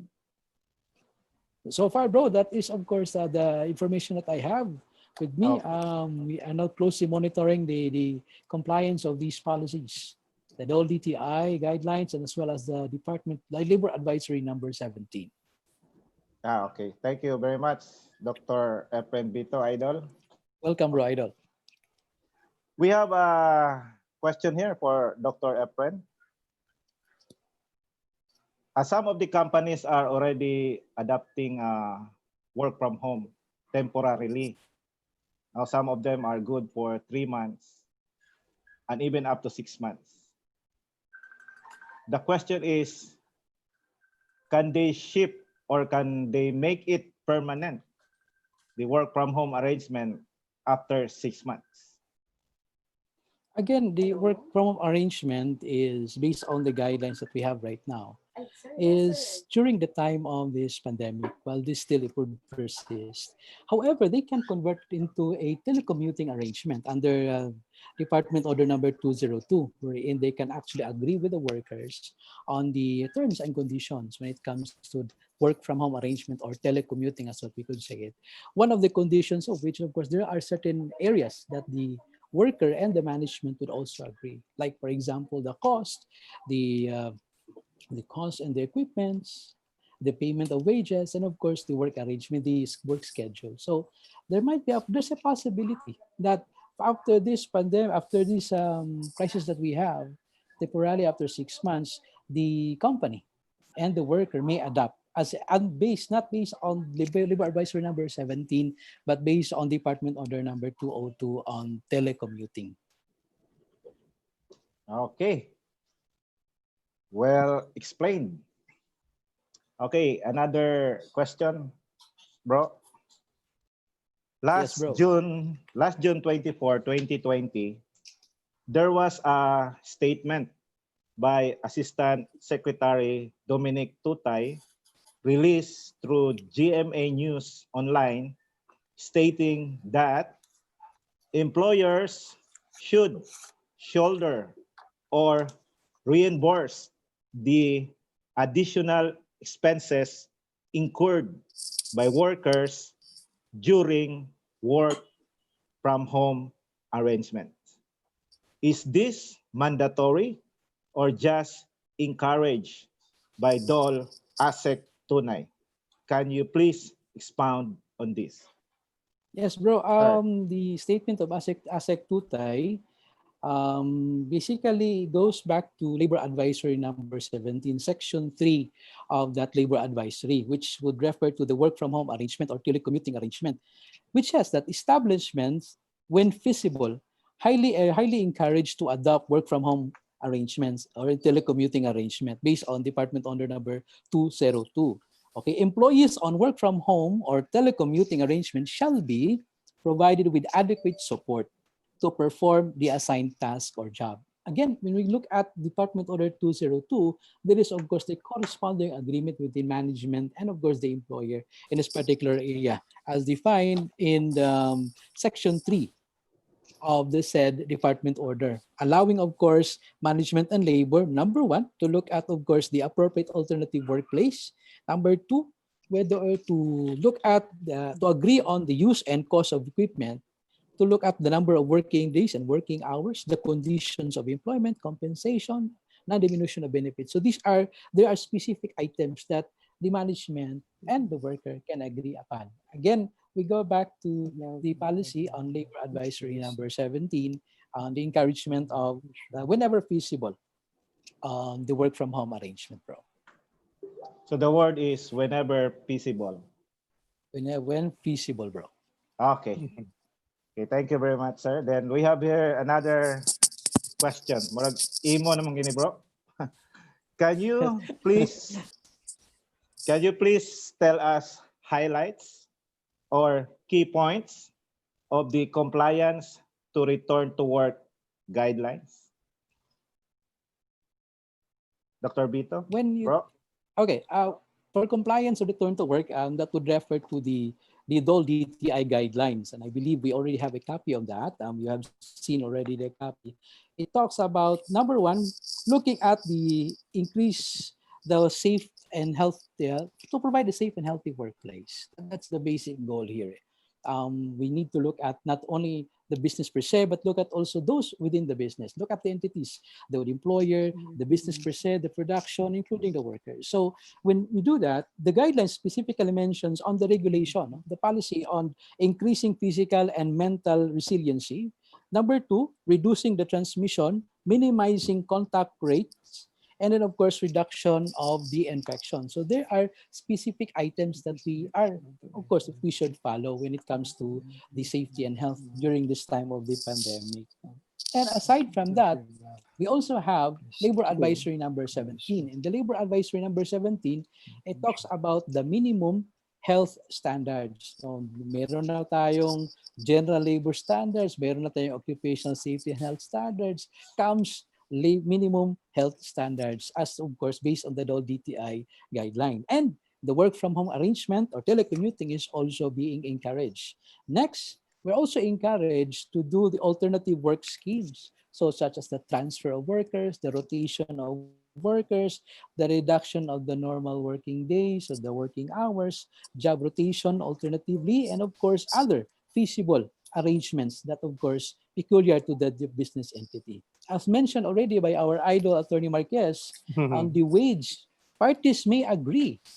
Parties may agree, meaning to say workers and of course the management may agree on voluntarily in writing when it comes to the temporary adjustment of their wage and wage-related benefits. No, that's under Section 5.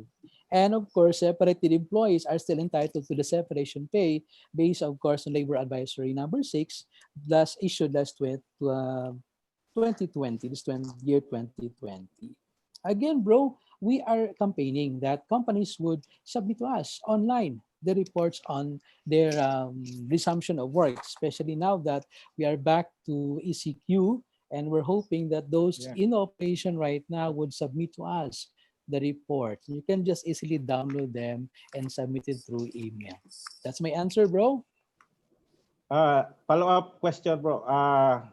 Yes, the bro. timeline of submission, do you have any timeline or 30 days or what? Right now, bro, it is a requirement upon resumption of operation. So, if possible, if you have already started resuming your job function, open your business already, you may submit anytime your documents to our office. We're open 24/7 online.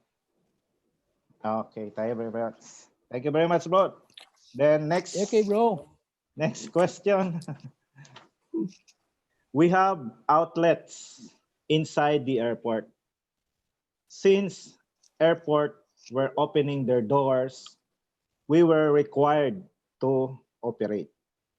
We started our operation last Friday, June 19, 2020, with only 4 packs out of 29 total employees. However, operation is based only on a call basis. So the company will notify us if there are flights on that day. Example, they reported June 12 to 22 and back again today on June 26. Do we need to report to DOLE using the RTW form? My answer to that question, bro, is in the affirmative. As provided for in Section 7 of Labor Advisory Number 17, employer shall report these type of arrangements that we have right now. Again, we are monitoring the compliance and as well as the status of our workers. How many are affected? How many are those in a broken schedule? How many are those right now in rotational basis? So, bro, we need the reports. So again, my answer to the question is you need to submit to our office the report that we need. Thank you, bro. Okay. Okay, another question, Bo. Bo, Yes, bro. this pandemic is considered force majeure. And we know that there are many companies filing for retrenchment, redundancy, but some of it remains unanswered. How can the DOLE proceed with this? If how long will they wait for the answers of their application? They are filed already, bro. I'd like to answer this in 2 points. Number one is my opinion here is that number one, if they can actually access our 24/7 email, no? So that's dole_centralvisayas@yahoo.com. And then of course we have a skeletal force working on it right now, responding to of course the reports that have been submitted. So you can submit it, and then of course we will notify you. We will give you the appropriate answer based on the submission that you have. So we are open, bro. There are staff right now working, and we are ready to accept and of course respond. Including online, no? Yes, bro. Yes, bro. Itong moapas ba? Ikali ang uban na dugayan lagi tingali ba? Tungod aning anxiety sa COVID-19. Okay. Hello, Yes, bro. Diane? If I can chime in, no? Yes, Thank you so much, Doc Vito. We also received here a question for Attorney Jeff, no? Attorney Jeff, in this pandemic, emphasizing employees' health and their families is the company's utmost concern. How are we going to handle employees who deliberately are not complying with the health protocols? How about those who have not truthfully disclosed information under the General Health Declaration form? Okay, thank you for that question, Ian. No, this requirement for observance of health protocol is mandatory. You know, that's essentially mandatory, and every worker, di ba, must faithfully comply with this minimum health protocol that is prescribed by our government authorities, no, and implemented by various establishments who have workers under their employ. Now, if the worker do not comply, then you can refuse him to report to work if he does not comply with the minimum requirements of health protocol. Pag sabi ng you have to wear that safe mask, di ba? You have to wash your hands if water is available there. You have to follow those guidelines. No? Otherwise, the employer, in my opinion, has the right to validly refuse to allow you to report to work. Now, for those employees who try to falsify their health protocol checklist, no, you try to mislead the employer, telling the employer that you are healthy, but in fact, you are feeling sick, di ba? Well, that's a ground for appropriate disciplinary action against the employee because, spread of that virus is definitely uncontrollable at this time. That's my answer to the question, Ian. Okay, thank you, Attorney Jeff. No, we have another one on resignations. Can immediate resignation be allowed by the companies now in case the employee is hit by the pandemic? Will it become illegal for the company not to approve it or not to clear the resigning employee? To begin with, the law does not require acceptance of the resignation. So if the employee tenders his resignation voluntarily, well, that is his call. The law only requires that you have to observe this 1 month notice rule, no, before the effectivity of your resignation. And in case you don't observe, the employer has the option to hold you liable for damages. That's the only significance of labor law when it comes to resignation. And finally, it's always the prerogative of the employer to accept the resignation effective immediately. If he doesn't accept it effective immediately, then he can always hold the employer liable for damages, no, in case the employee does not observe the 1 month notice rule. That's it, Ian. Okay, thank you so much, Attorney Jeff. Bro, do we still have other questions? Yes, last question for Dr. Vito. Bro. Yes, bro. Last Yes, na gini. How about the planned audit of DOLE to workplaces? Do we have plan for this year? Okay, that's very, very timely question, a very timely question. There was a press release issued by our office that there will be no inspection during the time of the ECQ. So there is no inspection, bro. We're not inspecting, but we are closely monitoring on the implementation of the DOLE DTI guidelines. So we are coordinating with your respective safety officers on the matter. And so again, I would like to again reiterate the press release issued by our office, by our director, that there is no labor inspection so far in the office. So suspended muna yung routine inspection, and at the same time complaint inspection, and then of course OSHA, again, depende po yun sa situation na ngayon natin. We're looking at also not only the welfare of both parties, the company that will be inspected, and of course the officers of DOLE will be going out, of course, to conduct the inspection. Okay, thank you very much, bro. Thank you very much. No problem, bro. Thank you, brother. That is the last question. Sir Ian? Yeah, thank you so much, Doc Vito, no, and Attorney Jeff. You have enlightened our members so much, and also our other viewers, no, via YouTube, via Facebook, and also here in our Zoom session, no. Thank you so much on behalf of PMAP CEBU. Yeah, that was a very interesting discussion, very fruitful. And please stay for a moment. And this juncture, we would like to call our dear President, Ma'am Grace Iligan, for the giving of the certificate of appreciation, and at the same time thereafter is her closing and adjournment. Ma'am Grace. Yes. Good afternoon once again. I would like to give the certificate of appreciation to Attorney Jefferson Marquez in behalf of PMAP CEBU for his insightful conduct as a speaker in the PMAP CEBU 4th GMM with the topic New Normal Company Challenges to PMAP CEBU members and other participants on June 26, 2020. Signed by yours truly, Grace Iligan, 2020 PMAP CEBU Inc. President, and Josepino Cinco Board of Trustee and TIC for Labrel, 2020 PMAP CEBU Inc. Thank you so much, Attorney Jeff. Yeah, thank you very much, Grace, you, and thank you to PMAP CEBU.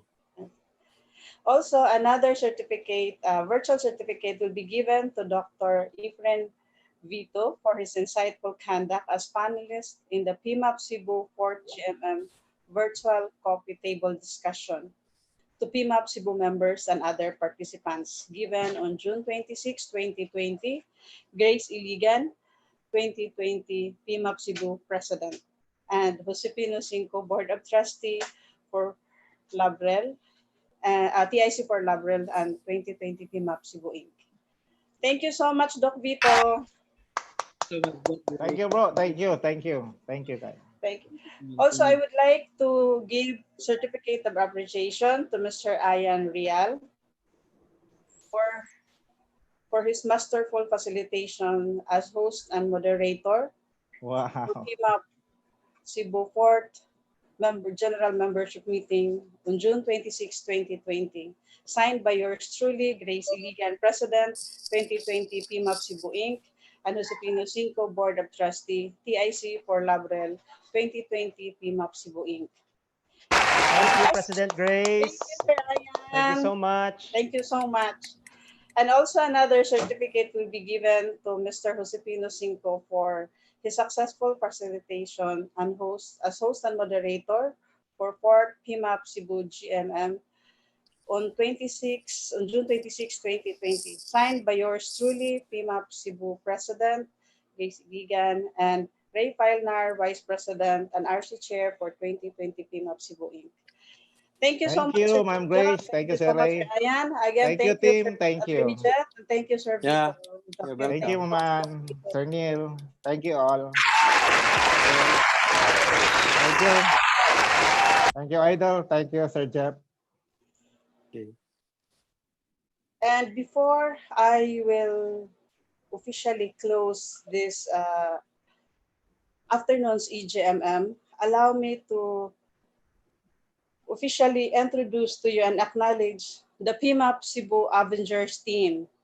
They are the power behind every virtual activity, and we will not be able to do it without these people. So here they are, headed by our technical director, Mr. Neil Antiquina, IPP Pinky Manti, Trustee Odette Kambuanga, Trustee Andy Parini, Trustee Patrina, Trustee Ayan Rial, and Trustee Jojo Senko. All of them plays a very critical role in every webinar, along with Sir J.M. Gillis of IntelliCare, our technical host. You know, guys, when we are attending a webinar, it's so easy. We seems that everything is so easy, but actually it is not really that easy.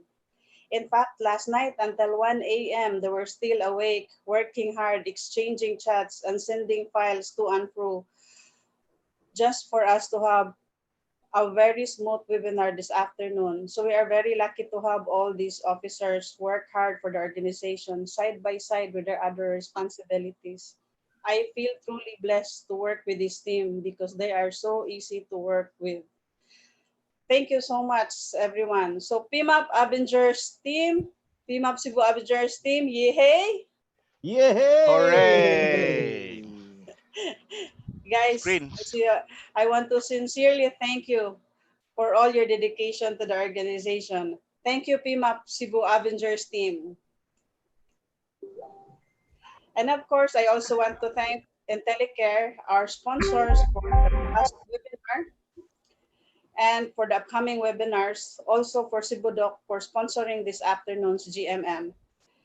Thank you also again, Attorney Jeff of Accra Law Office and Dr. Vito of DOLE Region 7 for readily accepting our invitation. I know how busy you are, but you choose to spend your afternoon with us. So thank you so much for your support to PMAP. And of course, to all of you who participated in this afternoon's 4th EGMM, thank you so much. And if there is no other issue that we need to tackle this afternoon, this meeting is now adjourned. So hope to see you in our next activity. Stay safe and God bless.